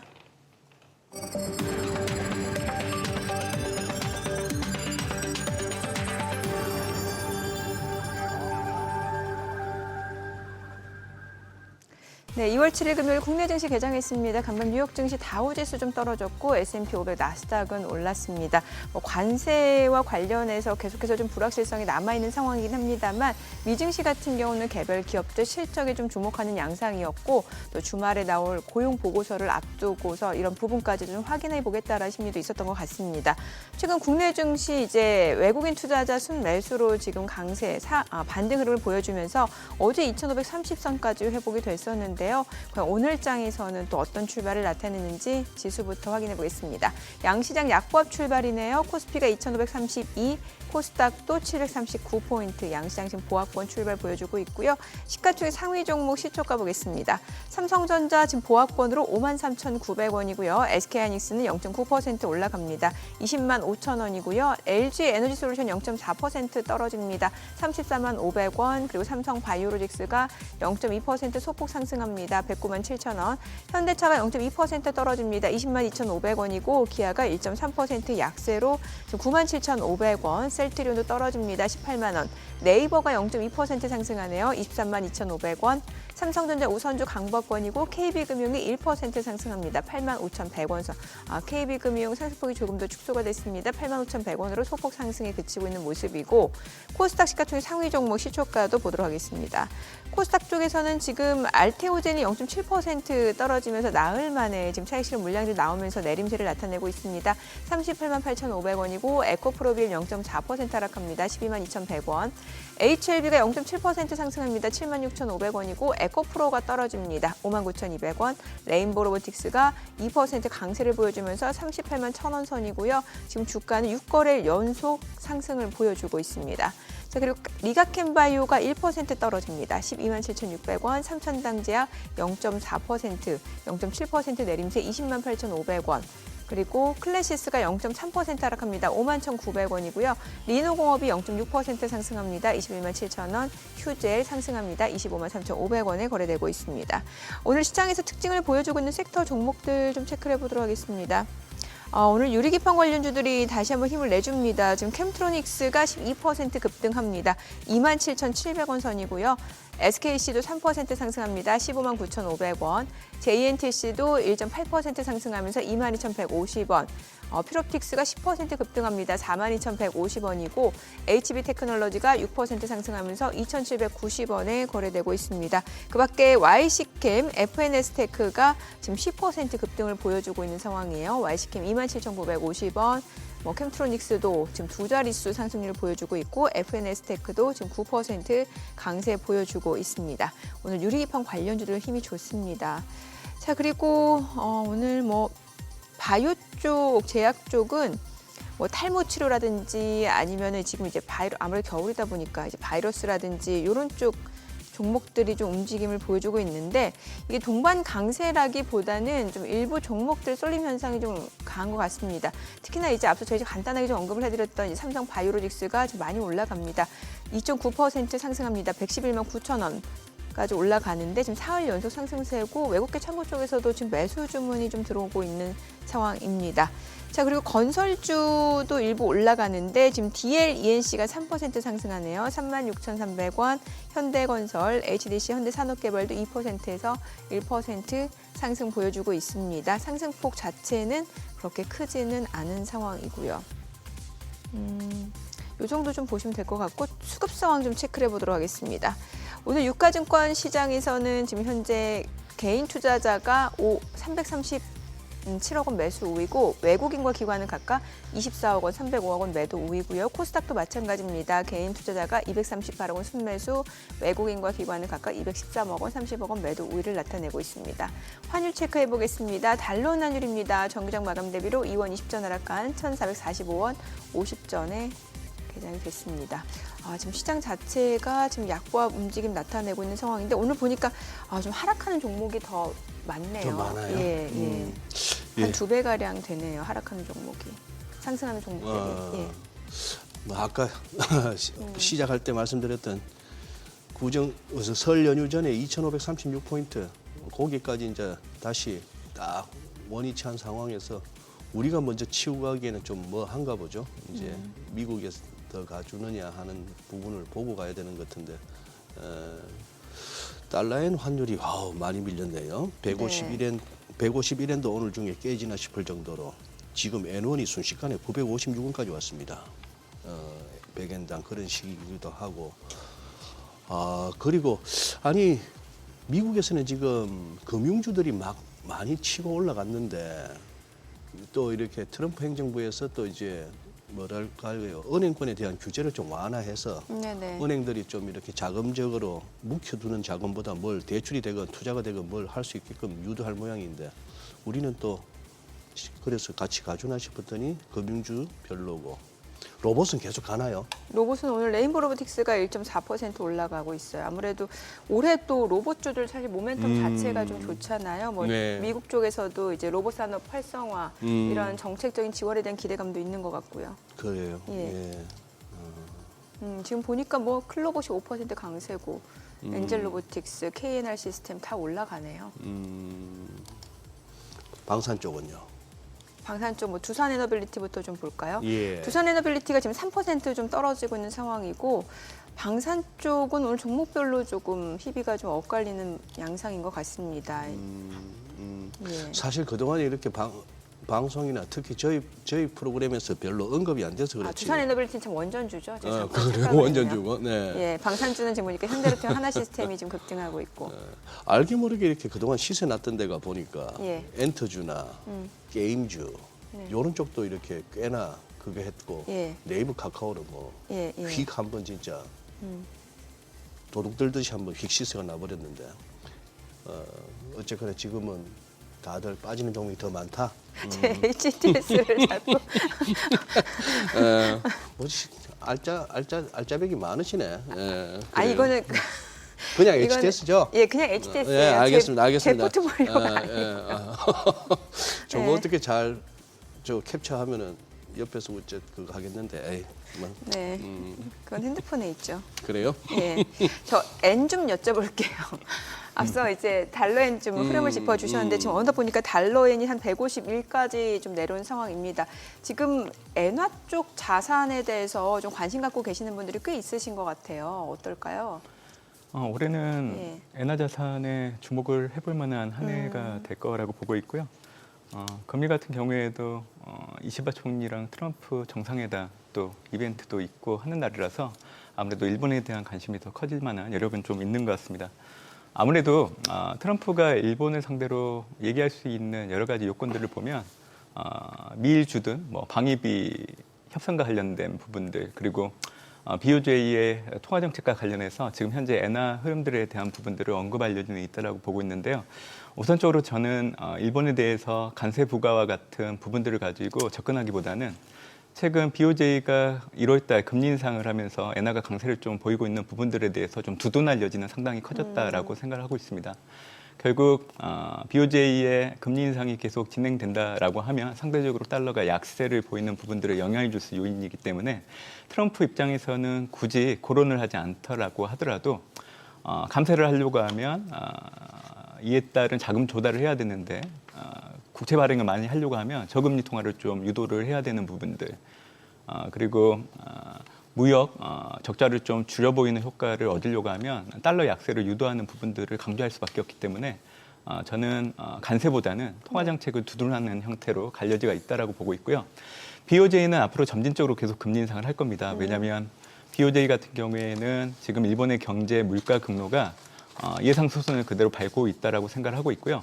지난해 12월 금정일을 통해서도 기대 인플레이션과 또 기조적 인플레이션이 계속 올라가는 흐름이라고 하면 BOJ가 생각하고 있는 물가 안정 목표를 전망 기간의 후반 정도 되면 도달할 수 있다라고 보고 있기 때문에 이를 바탕으로 금리 인상을 꾀하는 형태로 갈 겁니다. 이렇게 얘기한다라고 하면 엔캐리 트레이드 자금들에 대한 얘기들이 불거질 수밖에 없는데요. 올해가 작년 8월과 비교를 해보면 엔캐리 트레이드 자금이 청산될 확률은 높아진 여지는 있지만 지금 미국채 10년물과 일본채 10년물 간의 스프레드를 놓고 온다고 하면 아직 그 동인이 발생할 때는 아니라고 보고 있기 때문에 BOJ가 점진적인 금리 인상을 한다고 해준다고 하면 크게 환율에 영향을 받는 금융시장 혼란은 나타날 여지는 없다라고 생각합니다. 그래서 저는 기조적으로 놓고 온다고 하면 올해 일본 자산 중에서도 주식 같은 경우에는 하반기 때부터 실적과 배당 모멘텀을 바탕으로 올라갈 여지는 있다라고 보고 있기 때문에 올해 일본 자산에 대해서는 투자자 여러분들이 상반기 때 좀 관심을 가지시는 것도 좋지 않을까 생각을 하고 있습니다. 저 갑자기 생각난 건데 연구위원님 갑자기 미국 주식 여쭤볼게요. 테슬라 원래 좋게 보셨잖아요. 원래 테슬라 메타. 네네. 지금도 그 뷰는 변함이 없으세요?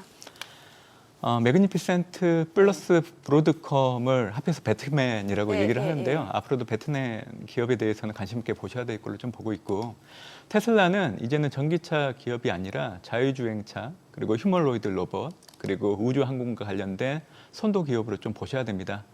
저는 올해부터 휴머노이드 로봇이 좀 시장에서 관심을 받을 걸로 좀 보고 있기 때문에 지난해 옵티머스 2를 출시하면서 2026년 양산 계획을 테슬라가 했기 때문에 수혜가 가능하다라고 보고 있고요. 올해 테슬라 같은 경우에는 기존 사업부인 전기차 같은 경우에는 양적 성장을 추구할 걸로 좀 보고 있기 때문에 이에 대한 시장 인식이 받아들여진다라고 하면 지금의 주가 하락은 또 매수 기회가 될 수 있는 요인은 충분히 있다라고 생각을 하고 있습니다. 문 의원님 보시기에 그 테슬라 그 휴머노이드 로봇 그 쌀한 가마니 이렇게 덜 올릴 수 있는 시기가 언제쯤 될까요? 뭐 사과 같은 거 들고 이렇게 옷 개고 이런 거 말고 공 요렇게 탁 잡고 이런 거 말고 쌀 정도 한 가마니 정도는 덜 올릴 수 있으려면은 앞으로 한 몇 년 내로 가능할까요? 아마 옵티머스 4 정도 되는 버전 되어야 4 정도. 그게 구현되지 않을까라고 생각하고 있는데요. 네. 일반 투자자분들이 휴머노이드 로봇 하면 테슬라가 만드는 옵티머스 2 아마 지금 화면에 나오는 게 옵티머스 2인 것 같은데요. 저도 저런 영상을 봤을 때 깜짝 놀랐어요. 생각보다 기술 진화가 빨라졌구나.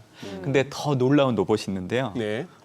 엔지니어드 아츠에서 만드는 아메카라는 휴머노이드 로봇이 있습니다. 아메카? 어디서 만드는요?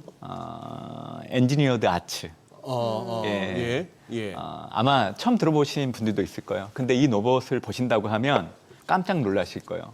오히려 옵티머스 2는 아직도 아메카 대비하면 기술 진화를 더 해야 된다라고 생각이 드실 거예요. 그래서 저는 시간 되실 때 엔지니어드 아츠의 아메카라는 휴머노이드를 보고 그렇다고 하면 올해 왜 우리가 휴머노이드 로봇 시장에 주목을 해야 되는지에 대해서 알 수 있지 않을까 생각을 하고 있습니다. 그 엔지니어드 아츠가 영국에 본사를 둔 로보틱스 회사네요. 맞습니다. 네. 그래서 이 아메카라는 로봇이 표정 변화도 굉장히 맞아요. 뛰어나고 소장님 그 왜 옵티머스 걸음걸이 마음에 안 든다고 하셨잖아요. 네, 좀 근데 걸음걸이가 좀. 아메카는 동작이 좀 자연스럽고. 자연스러워요. 여기서 좀 드리고 싶은 얘기는 네. 아메카는 얼굴에 있는 눈 그리고 표정 변화가 가능해요. 근데 아직은 구동은 안 돼요. 여기만. 예, 상체 얼굴 부분만.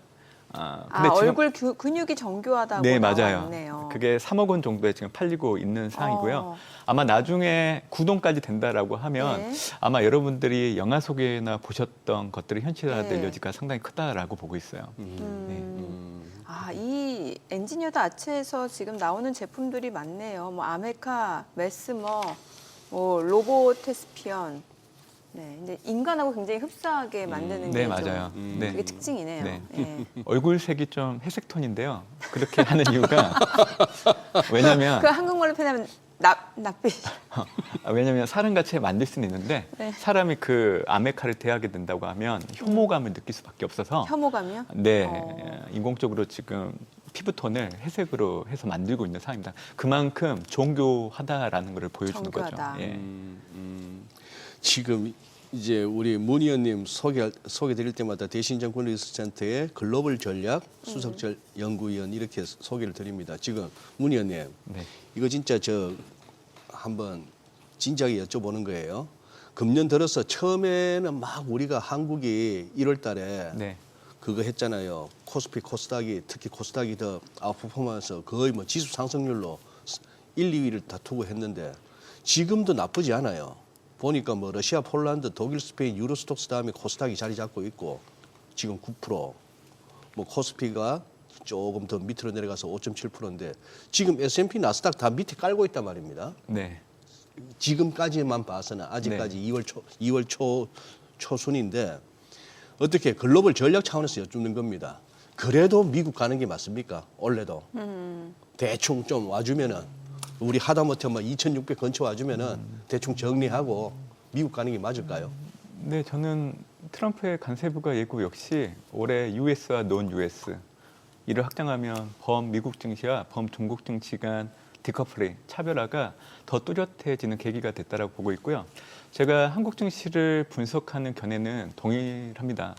지난해 12월 27일이 탄핵 심판, 변론 준비 기일 1차가 있었던 날이에요. 네. 그날을 기점으로 30일부터 원하는 약세가 제한되고 코스피 같은 경우에는 2,399포인트 저점을 형성하고 올라가기 시작을 했죠. 그리고 지금 같은 경우에도 헌재에서 탄핵 준비 관련된 이제 변액 기일이 진행되고 있잖아요. 네. 아마 8차까지 진행을 되기 때문에 아마 그 이벤트가 진행될 때마다 한국 코스피 지수는 상방 압력이 높아지고 원하는 강세 압력을 받고 또 외국인 역시 자금 유입이 들어갈 여지는 상당히 높다고 보고 있습니다. 그래서 저는 국내 증시는 조기 대선 이전까지는 이런 정치적인 이벤트에 연동되어 갈 여지가 있다라고 보고 있기 때문에 미국처럼 수세적으로 올라갈 걸 염두에 둘 필요는 없다라고 보고 있습니다. 그래서 낙폭이 가대할 때 매수 일정 수준까지 올라오게 되면 매도하는 형태로 좀 트레이딩 관점에서 좀 접근을 해야 되는 게 한국장의 현실이지 않을까 생각을 하고 있고요. 이 바탕에는 삼성전자 얘기도 좀 드려야 될 것 같아요. 네. 지난해 4분기 실적 부진했다라고 지금 평가를 좀 받고 있는데 그 내용들을 놓고 본다고 하면 이 메모리 재고 조정에 따른 메모리 판매가 잘 안 되고 있는 것들 때문에 영향을 좀 받았던 사안입니다. 근데 중요한 거는 올해 1분기 삼성전자 실적이 또 녹록치 않을 걸로 좀 예상이 되고 있는 상황이고요. 그런 이유는 계절적인 비수기이기도 하고 또 미국의 중국 제재로 인해서 삼성전자의 HBM 수출이 좀 제한될 여지가 있다라는 거 보시면 될 것 같고 지금은 HBM3 개선 제품의 시기를 되게 관심을 많이 갖고 있는데 이게 딜레이 될 여지도 있다라고 좀 보고 있는 부분들. 그래서 삼성전자의 1분기 실적이 부진하다라고 하면 한국 증시 역시 미국처럼 추세적으로 올라가기에는 발목을 잡는 요인이 될 여지도 있다라고 저는 생각하고 있습니다. 네, 알겠습니다. 오늘 내용 잘 들었습니다. 고맙습니다. 감사합니다. 네, 더 많은 국내 주식 정보 원하시는 분들은 카카오톡 채널에서 머니를 검색하셔서 친구 추가하시고요. 또 머니쇼가 없는 토요일 오전에는 매주 11시에 유튜브 채널 머니랩에서 미증시 리뷰 만나보실 수 있으니까요. 참고해 보시기 바랍니다.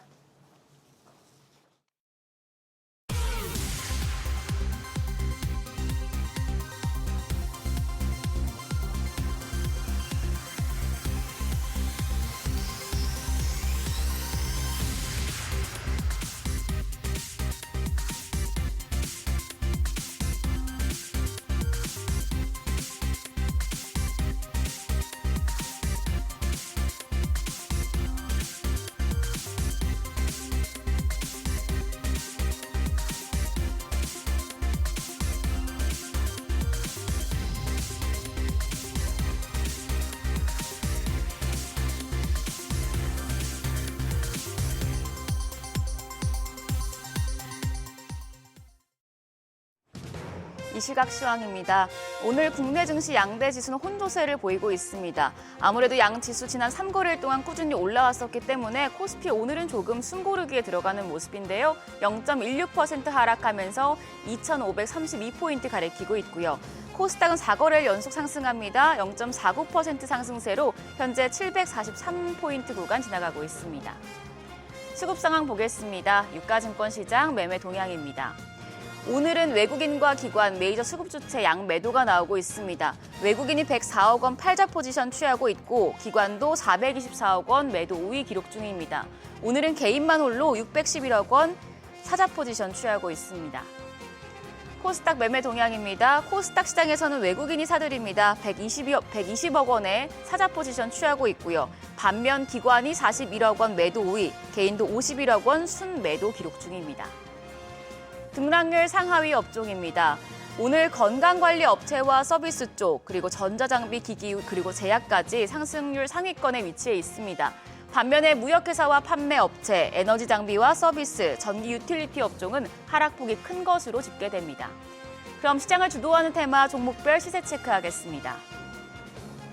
유리기판 관련주가 2거래일 연속 올라갑니다. 삼성전자가 반도체용 유리기판 사업에 본격적으로 뛰어든다는 소식에 영향을 받고 있는데요.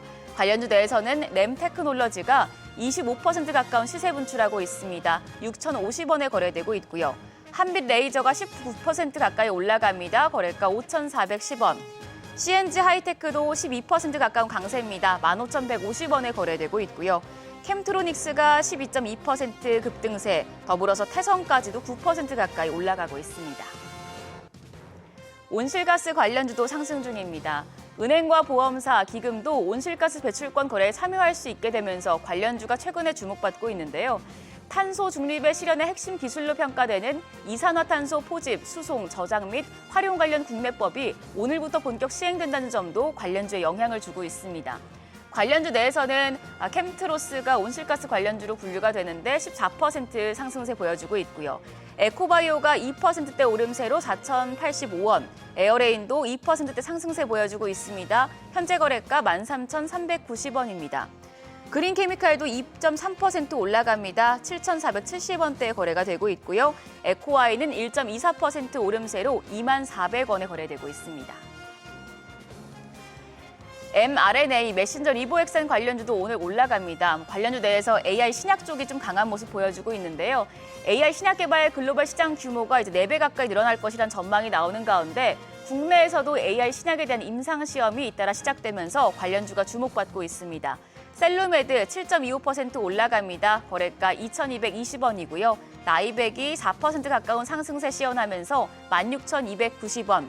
그밖에 파미셀도 3.19% 올라갑니다. 거래가는 9,070원으로 집계되고 있습니다. 더불어서 올릭스가 1% 가까이, 한미약품도 0.8% 가까이 올라가면서 현재 한미약품 거래가 256,500원으로 집계됩니다. 대왕고래 관련주는 좀 하락세 보여주고 있습니다. 그중에서도 피팅 밸브 쪽에서 좀 하락폭이 크게 나오고 있는데요. 동해 시내가스전 프로젝트의 첫 탐사 시추가 실패로 돌아갔다는 소식 때문에 어제 시간의 거래에서부터 관련주들 하락했었습니다. 관련주 보시면 지금 화성 밸브가 16% 가까이 급락 중입니다. 8,060원대에 거래가 되고 있고요. 한선 엔지니어링 12% 가까이 내려갑니다. 거래가 6,950원. DK락이 7% 넘는 하락세 보여주면서 7,390원대에 거래가 되고 있고요. 더불어서 성광밴드가 2.5% 약세로 27,300원. 하이로코리아도 1.6% 약세 보여주고 있습니다. 현재 거래가 27,750원입니다. 오늘 코스피는 다소 숨고르기에 들어가는 모습이고 코스닥만 소폭 올라가고 있는 상황인데요. 오늘 장에서 눈여겨볼 업종 어떤 게 있을지 그리고 시장 대응 전략까지 알아보겠습니다.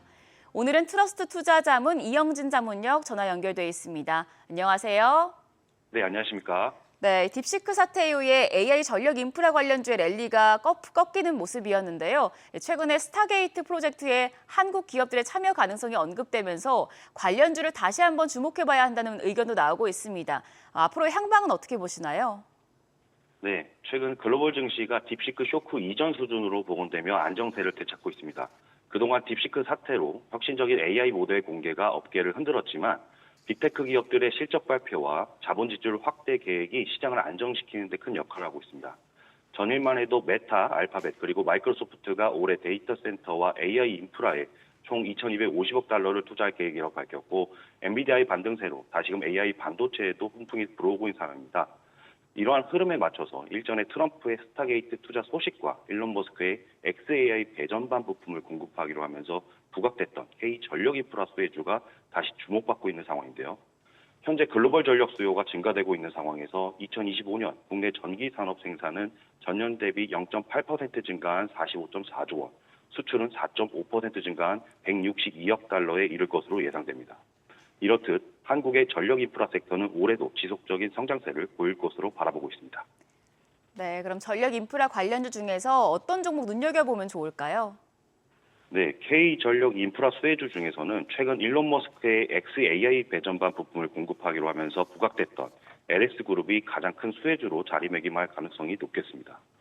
특히 LS는 LS일렉트릭과 LS에코에너지 등의 계열사들의 주가 급반등에도 상대적으로 상승세가 미약했기 때문에 업사이드가 더 높게 형성될 수 있다고 보고 있는데, 지주사인 LS는 LS일렉트릭의 지분을 48.5% 보유하고 있고 92%의 지주사인 92%의 지분을 보유하고 있는 LS전선을 통해서 LS에코에너지는 63%가량의 지분을 보유하고 있기 때문에 계열사들의 주가 상승과 호실적에 따른 수혜를 고스란히 받아서 주가 상승의 모멘텀이 작용될 가능성이 높겠습니다. 또한 LS일렉트릭은 마이크로소프트 등의 주요 빅테크 기업들과도 배전반 부품 납품에 대한 협의를 진행 중이기 때문에 향후 관련 소식들이 집중됐을 때 추가적인 상승세를 기록할 가능성이 높다고 보고 있습니다. 그리고 LS는 이사의 주주 충실 의무와 관련된 상법 개정안이 발의되었기 때문에 향후 국회에서도 통과되어서 법적으로 도입되는 과정에서 지배구조가 개선될 수 있는 가능성도 열려 있습니다. 그래서 향후 주식 소각 등의 주주 환원 정책이 기대되는 부분까지도 참고해 보시기 바라겠습니다. 네, 이제 이번 주 마지막 거래일입니다. 투자자분들 위해서 대응 전략까지 함께 세워주시죠. 네, 현재 글로벌 증시는 딥시크 쇼크와 관세 우려로 인한 하락을 회복하면서 악재 전의 위치로 복원되고 있는 상태입니다. 여기에 더해서 한국의 수출과 기술주 추이에 연동되는 ISM 제조업 지수도 의미 있는 변화를 보이면서 국내 증시 수급에 긍정적인 요소로 작용되고 있습니다. 최근 업황 동향을 보시면 AI 소프트웨어 중심이던 매수세가 하드웨어 중심으로도 변환되고 있고, HBM과 더불어 유리기판과 액침 냉각에도 고성능 반도체 및 서버 효율화를 위한 핵심 섹터로 부각되면서 반발 매수세가 나오고 있기 때문에 관련 섹터의 주도주에 대한 관심을 가지시면서 전략적으로 대응하신다면 투자에 유리한 관점을 잡으실 수 있다고 판단하고 있습니다. 네, 오늘 말씀 고맙습니다. 지금까지 업종과 대응 전략 알아봤습니다.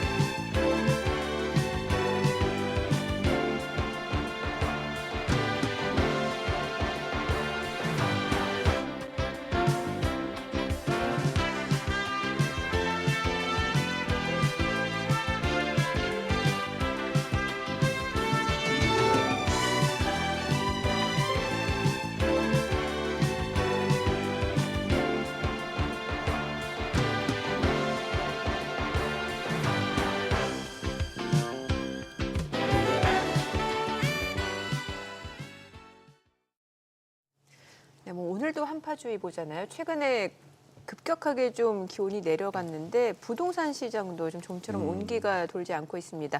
보통 1월은 계절적으로 거래 비수기이기도 하지만 예년에 비해서도 전년도 대비로도 지금 집을 사겠다고 나서는 분들이 많이 없다고 합니다. 아무래도 실수요자 입장에서는 또 집값이 더 떨어지지 않을까라는 기대 심리도 있지 않을까라는 생각도 들고요. 지금 뭐 집 사러 다닐 분위기도 아니고, 예. 나라 분위기가 돈도 없고. 네, 요즘 집값 움직임과 함께 부동산 시장 상황 어떤지 한번 살펴보도록 하겠습니다. 송승현 도시화경제 대표 자리였습니다. 어서 오세요, 오세요. 송 네, 대표님. 안녕하세요. 2주 네. 만이네요. 네, 작년에 뵙고. 그러네요, 진짜. 그죠? 그래요. 송 대표님 뵈니까 이제 우리 시청자분들이나 저나 이제 주말이 왔구나 싶네요. 이 코너 끝나야 이제 금요일이 마무리되니까. 뭐 다들 돈이 없어가지고 주말에 다들 돌아다니지도 못하시고 요즘. 제가 요즘 그렇습니다. 이 루틴이 깨지네요. 그렇죠. 지갑이 얇아지니까 막 그냥 어지간하면 집에 들어가고 원래 외식도 루틴이 어떠셨어요? 놀 때 좀 놀기도 하고 뭐 밖에 나가서 뭐 좀 이렇게 허세도 한 부리고 했는데 그냥 요즘은 깨갱하고 걸고 있습니다. 제가 아는 루틴은 소장님 당구장 가셔서 당구를 또 잘 치시구나. 짜장면도 배달시키시고 요즘 탕수육 못 시키시겠네요. 좀 힘들어가지고. 뭐 그냥 꽃배기도 못 시키고 그냥 단무지로. 아니 근데 지금 부동산 시장이 진짜 꽁꽁 얼어붙었다 서울도. 그러나요 진짜 거래가 많이 줄었나 보던데. 네, 거래량은 굉장히 많이 축소가 네. 됐죠. 앞에서 말씀 주신 것처럼 이 부동산은 이 거래 비수기에 굉장히 좀 예민한데, 그러니까 일반적인 금융 상품하고 좀 다르게 실제로 또 현장들도 막 가고 또 판단들도 해야 되잖아요. 그렇다 보니까 거래 비수기를 감안을 해봤을 때는 이런 축소되는 게 어떤 뭐 계절적인 요인들이 작용을 했다라고 볼 수 있는데, 이런 거래가 급감을 했다라는 게 문제겠죠. 지금 그래프를 보더라도 좀 7월 달 따뜻할 때는 뭐 9천 건이 넘는, 그리고 저때 당시만 해도 금융에 대한 규제가 없었기 때문에 어떤 그 거래가 9천 건이 됐는데, 막대 그래프를 보더라도 올해 1월 되면은 굉장히 많이 축소가 된 거죠. 뭐 반에 반토막이 난 그 정도 수준이기 때문에 그러네요. 거래량이 굉장히 많이 축소가 됐어요. 전년 대비했을 때는 약 한 30% 정도가 떨어진 상황이고요. 이런 전반적인 흐름을 보게 된다면 뭐 역시나 그 경기에 대한 그 침체, 그 주머니가 두툼해야 그 돈을 가지고 어떤 소비도 하고 집도 사고 할 텐데, 주머니가 얇다 보니까 집을 사는 데 있어서 좀 불안 요인으로 작용을 하겠죠. 그리고 앞서서 얘기한 것처럼 좀 분위기 자체가 좀 안 좋다라는 이야기, 이게 뭐 언제 끝날지 모른다라는 평가들도 있고, 불확실성이 유지가 되고 있는 뭐 탄핵 정국이 이어지다 보니까 이게 사람들이 판단을 하기가 어려운 것 같아요. 뭐 예전만 해도 이게 분위기가 뭐 이게 좀 정권이 좀 바뀔 것 같던 분위기를 또 생각을 하셨다가, 또 요즘 보니까 또 지지율에 또 변화들이 막 나타나고 그러니까요. 그러다 보니까 주택을 사시려는 분들 같은 경우는 주택의 그 정책과 방향성을 보고 판단하시는 경향들이 많거든요. 근데 이제 또 분위기가 또 바뀐단 말이에요. 네. 그리고 대선 주자들도 말씀들 하시는 것들이 계속 그 정책의 또 기조의 변화 이런 것들을 계속 주다 보니까 혼란스러운 것 같아요. 그래서 이 거래에 대한 의사결정들을 뭐 실무적으로 또 어떤 판단을 하시는 분들도 계속적으로 그냥 관망을 하고 있는 게 현실적인 흐름이거든요. 그래서 이런 거래량들이 예전보다도 더 급격하게 떨어지는 주요 요인으로 보여졌고요. 그러면서 매수하시는 분들 같은 경우도 매물을 사셔야 되는데 사진 않고 있고, 파시는 분들도 이렇게 좀 변화가 너무 많이 나타나는 시장 안에서 매물을 좀 던지고 싶어서 서로 시장에서 거래가 안 일어나다 보니까 물량 자체도 계속적으로 쌓이고 있어요. 그래서 지금 누적되고 있는 서울의 아파트 매물 자체가 8만 건을 돌파를 하는 그래요? 수준이거든요. 그래서 이런 부분들이 계속 이어지고 있고, 그거에 맞춰서 이제 전세가율이 상승하는 모습들. 전세가율이 상승한다라는 거는 결국은 집을 살려고 하는 그 의도보다도 지금 임차에서 머무르면서 시장을 바라보고 또 관망, 그다음 거래 시장, 어떤 그 정치적인 이슈 이런 부분들을 계속 모니터하고 있는 상황이라고 볼 수 있을 것 같습니다. 근데 강남권은 좀 분위기가 다른 게, 거래 자체는 좀 줄었다고는 합니다만 집값 자체는 꾸준하게 올라가는 양상인 게, 이미 서초 같은 경우는 평당 가격이 1억 원이 넘는 곳이 많고, 또 서울 내에서 이렇게 보면은 말씀해 주신 분위기랑 살펴봤을 때는 양극화 자체가 굉장히 좀 심해지는 거 아닌가 생각이 들거든요. 네, 말씀하신 대로 지금 서울 안에서도 양극화가 일어나고 있는데, 지금 서울의 아파트 값이 상승 전환을 5주 만에 했거든요. 이런 상승 전환한 곳들을 보면 송파하고 서초권들이 상승을 했어요. 거기에 비해서 노원은 마이너스 0.03% 하락을 했거든요. 이런 상승폭들이 두드러지게 나는 것들을 살펴보면은 서초구하고 강남구 저 지역들인데, 지금 평당 가격을 보시더라도 9,200만 원 정도 되거든요. 일단 강남도 9천만 원 선을 넘어섰죠. 그래서 실제 시장에서는 옛날 강남 상구에서도 이제 송파는 멀어진 그런 상황이에요. 강남 2구가 돼버리고 오히려 용산이 위로 치고 올라가는 그런 경향성들이 지금 나오고 있는데, 이 이슈를 보면은 역시나 그 정비 사업에 대한 기대감들이 있는 상황이에요. 앞서 얘기한 것처럼 정책적인 이슈들을 제가 언급을 드렸던 이유 자체는 뭐냐면, 야권이든 여권이든 주택 공급을 늘려야 되겠다는 방향성은 똑같거든요. 그렇다 보니까 정비 사업들이 있는, 그리고 추가적으로 분담금을 낼 수 있는 자금 여력들이 있는 강남 2구 이 지역에서는 가격들이 올라가고 있는 모습을 보이고 있고요. 자체적으로 추가 분담금을 내기가 좀 어렵고 그 지역의 주택 가격이 낮은 지역들은 가격들이 빠르게 치고 올라가지 못하고 있는 상황이에요. 그래서 지금 구로구나 중랑구 그리고 그 하위를 좀 기록을 하고 있는 도봉구 같은 경우는 25억 9천만 원, 2,594만 원 정도를 기록할 정도로 가격에 대한 그 양극화가 지금 크게 나타나고 있는데요. 지금 하단에 자막에 나와 있는 것처럼 압구정 현대오차는 서울 안에서도 특히 강남권에서도 가장 그 대어로 뽑히는 곳이 현대아파트거든요. 근데 현대오차는 지금 84제곱미터로 48억을 기록을 했습니다. 기존에 46억을 기록을 했는데 여전히 가격에 대한 그 금액들이 올라가고 있다라고 보여지고요.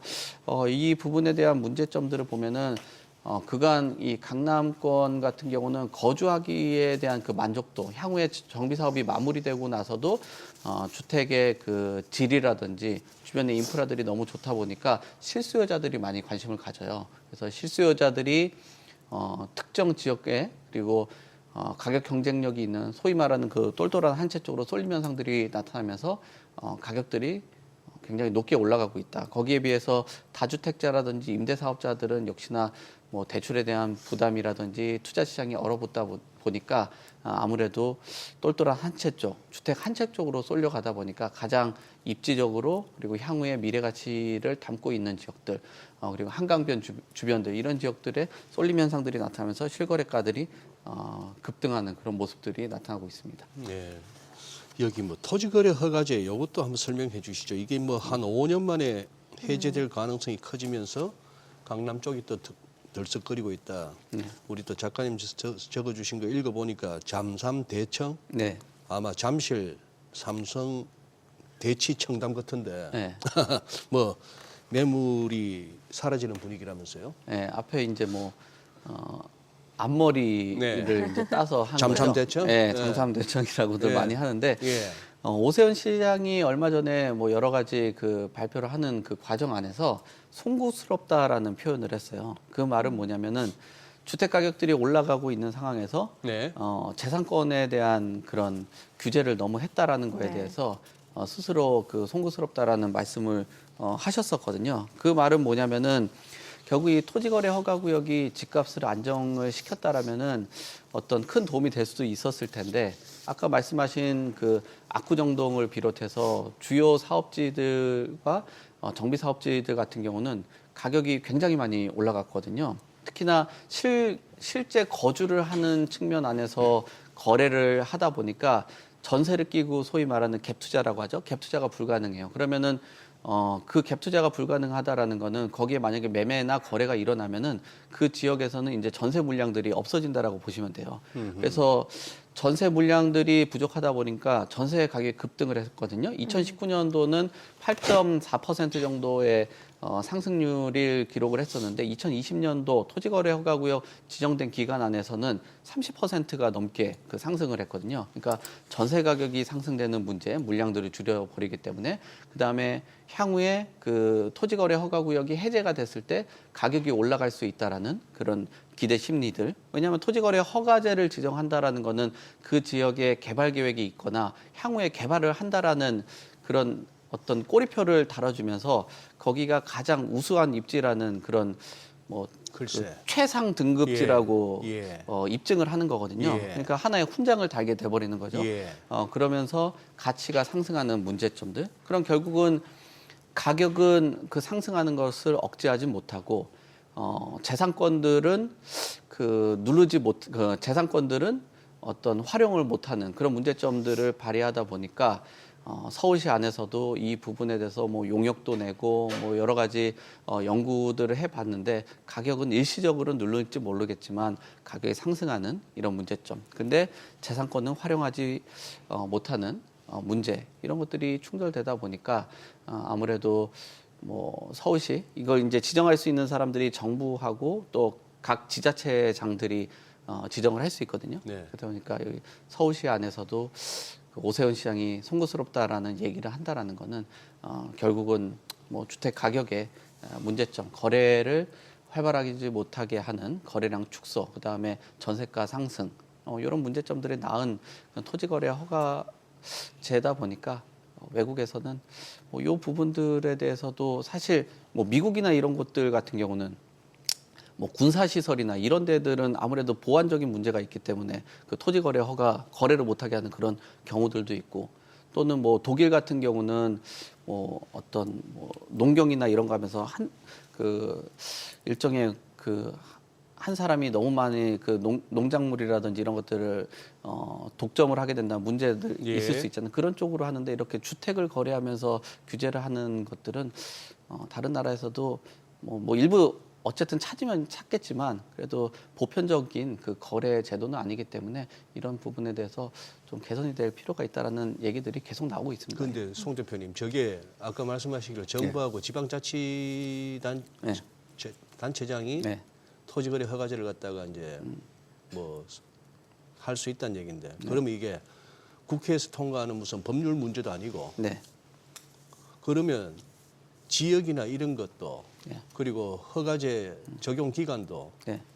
그 마음대로 정하는 거예요? 그 5년이라는 기간이 있긴 한데 네. 또 추가적으로 재지정을 추가적으로 계속 한다라면은 그 기간들이 계속 늘어날 수 있기 때문에 이런 문제들을 안고 있죠. 아니, 그러면 또 언제 가서 저 또 토지거래 허가제라는 저 소위 말하는 정책 카드를 또 들이댈지 또 모르는 거 아닙니까? 또 그렇죠. 어느 지역이 또 적용받을지도. 그렇죠. 그리고 저런 것들이 적용을 받는 것들이 지금도 나와 있는 것처럼 비강남권 재건축 예. 단지라고 이야기 나오고 있죠. 예. 목동이라든지 성수동 그리고 여의도 뭐 이런 지역들도 토지거래 허가구역으로 지정이 되고, 그뿐만 아니라 신속통합기획이라든지 또 빌라들이 많이 분포되어 있는 지역들도 이 토지거래 허가구역으로 지정이 되거든요. 그러면 거기에 이제 거래를 못하다 보니까 거기서 주택 공급도 일어나지 않고 자율적인 거래량들이 나타나지 않습니다. 서울시에서 토지거래 허가구역 지정된 곳들 나중에 어떤 그 서울시에 들어가서 보면은 굉장히 많은 곳에 지정이 되어 있어요. 그래서 우리가 맨 앞에서 이야기한 거래량 축소의 주요 원인도 하나 살펴보면은 시장의 침체 그리고 주택 관망세들도 있긴 하겠지만 토지거래 허가구역으로 지정이 되다 보니까 비자발적으로 거래를 못하는 문제들, 이런 문제들이 발생이 되는 거죠. 그래서 이게 토지거래 허가구역이 뭐 소위 이게 토지거래 허가구역인지 주택거래 허가구역인지 뭐 갸우뚱 하시는 분들도 많고, 또 공무원들의 권력이 이게 너무 강하다. 네. 재산권을 가지고 그러니까. 권력을 예. 가지고 일반 시민들의 사유 재산을 이렇게 눌러버리는 거기 때문에 소위 아니, 부동산 업계 안에서는 네. 예. 뭐 공산당 얘기까지도 나올 글쎄, 정도로 그러니까 그런- 얼마든지 그런 어떤 네. 불만이 나올 수 있는 거죠. 네. 가격 폭등 제어 효과 없어. 아까 송 대표님도 지적하셨지만 뭐요? 잠삼대청? 네. 여기를 갖다가 그러면 토지 허가제로 이렇게 네. 적용한다라고 하는 순간 네. 여기는 조금 나중에 이제 집값이 엄청 뜰 거야, 땅값이. 네. 그 얘기나 똑같은데 네, 그렇죠. 네. 조금만 상식이 있으면은 네, 그렇죠. 네. 아우, 좌우지간 선출직이 됐건 임명직이 됐건 공무원 행정직에 계신 분들은 그냥 가만 계셔주는 게 도와주는 거예요. 자꾸 쪼물럭거리지 말고 시장을. 네. 예. 월세 좀 여쭤볼게요. 네. 최근에 오히려 전세 쪽보다는 월세가 지금 굉장히 많은 거죠? 네, 지금 월세 관심들이 예. 커지고 있는 상황인데, 근데 이게 사회적인 변화들도 있어요. 예전에는 그 월세라고 하면은 좀 서러운 그런 뭐 어떤 임대 상품이거든요. 사글세라도 옛날에 불리고, 사글세. 네, 저희도 어머니가 사글세. 참 오랜만에 듣는다. 그러니까요. 네. 저희도 어머니가 예전에 집을 지어가지고 임대를 주시고 그러면 네. 뭐 전봇대 같은 데다 막 사글세, 월세 뭐 붙여가지고 막 구하고 했거든요. 네. 그러다가 이제 월세 살다가 전세로 이동하고 또 전세에서 이제 내 집 마련을 하는 그런 뭐 하나의 그 단계였는데, 지금 월세라는 것 자체가 강남권에 가면은 월세 내시는 분들 그 임차인들이 임대인보다 돈이 많은 경우들도 많아요. 그렇죠. 예. 그래서 저 월세에 대한 인식도 변한 것도 사실이고요. 그리고 기본적인 그 바탕으로 본다라면 매매 가격 대비했을 때 또 전세 가격도 많이 올라갔기 때문에 전세 가격에서 이제 부담스러우신 분들은 보증금을 좀 조정을 하고 그다음에 월세로 가시는 이런 경향들도 나타나고 있고요. 그리고 집값이 조정된다라고 생각을 하다 보니까 누구한테 이제 점점 전세에 대한 신뢰도가 떨어지다 보니까 누구한테 수억씩 이렇게 맡긴다라는 게 부담스럽게 작용하는 거예요. 예. 그래서 보증금을 낮추고 집값이 좀 급매로 조정이 됐을 때 집을 사겠다라는 그런 관망 수요들도 상당히 많은 것 같아요. 그래서 지난해 서울의 월세 비중은 44.5%로 변화를 했고 이게 이제 뭐 전세에 대한 리스크들 그리고 월세에 대한 인식 개선 이런 부분들로 있어서 지금 월세가 올라가고 있는 그 지수의 추이도 굉장히 좀 가파르게 올라가고 있고요. 이게 월세가 전세보다도 선호도가 높아지고 있는 흐름이 점점 이제 크게 좀 나타나지 않을까. 그리고 심지어 이제 시장 안에서 이제 임대인들 같은 경우도 소위 말하는 그 갭 투자로서 예. 효과가 좀 적다 보니까 네. 월세로 놓고 임대 소득을 받는 예전처럼 전세 갭 투자보다는 월세 임대 소득을 얻는 그런 트렌드가 최근에 부동산 시장에서 나타나고 있다고 보시면 될 것 같습니다. 시간은 얼마 없습니다만요. 삼기 신도시 여기 지금 뭐 본청약이 시작된다고요?